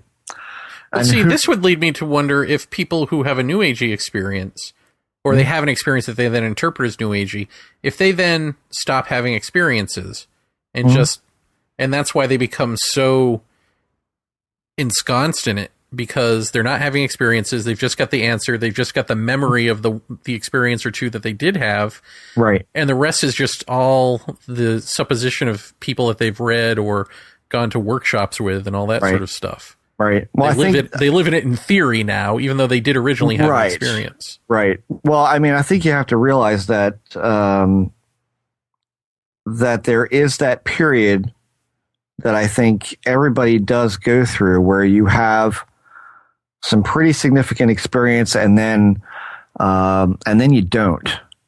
And then for a short period of time until you get yourself together, you do think that every weird thing is this stuff. I mean, I would sit for hours and listen to people talk about, well, the street lamps go out when I walk by or when I drive by and my watch died. My TV went on the fritz and the blender turned on and I didn't touch it. All of these things can be explained, but they took them to heart as this is the phenomena trying to get my attention. This is the aliens doing this. And so how many people really had severe repeat stuff? I don't know. It's tough to say because, I mean, at group meetings, you would talk about what happened recently. Some of the time you'd get into your background, but not always. But I think I want to say that the people who really went to the new age, bend of things, I want to say they moved on to all sorts of other things, but I don't remember a lot of them coming back saying that they were still having significant experiences. So I want to say that their stuff greatly diminished and or stopped altogether once they kind of became, like you say, fully ensconced in that. Well, Jeff, maybe we should wrap it up here and pick it up again next week. Now Now, we'd said last week that we would start this show with listener feedback or a listener question or something along those lines. Oh, whoops. Yeah. We didn't quite get there, but that's good because now we have two, because another listener has given us a suggestion to riff off of. So we'll have two for next time. And also by that point, I'll have spoken with my Apostle Q. That's right. And perhaps have an update on the shenanigans going on in my life. And then whatever the hell happens to you. So I'll just be juggling in my mind. Excellent. Whoops. All right. Well, thank you, Greg Bishop, for coming on the show. I certainly look forward to his book. Jeff, I can't speak for you. Yeah, I don't read. Right. But you can read it to me, and that'll be just as good. Oh, that's sweet. Maybe we can get Brandon D to read it to us. Oh, there you go. He's got the voice. Good night, Moon. Good night, Moon. But in the meantime, you can catch Greg on his radio show, Radio Mysterioso, at radiomysterioso.com, which most of you probably know because you already love him. Right. Yeah. If you don't know, then go, listen, love for the first time, love like you've never loved before. And may we point out that Mysterioso isn't really spelled the way you think. It's MISTERIOSO with radio in front of it. So make sure you don't use MYS, or something like that. It's MISTERIOSO. Thank you. And there you go. Yeah. Very good. All right, everybody. The Jeff, have a great, night, Sleep week, time. Yeah. sleep. Well, that's good. Sweet dreams. Same to you, sir.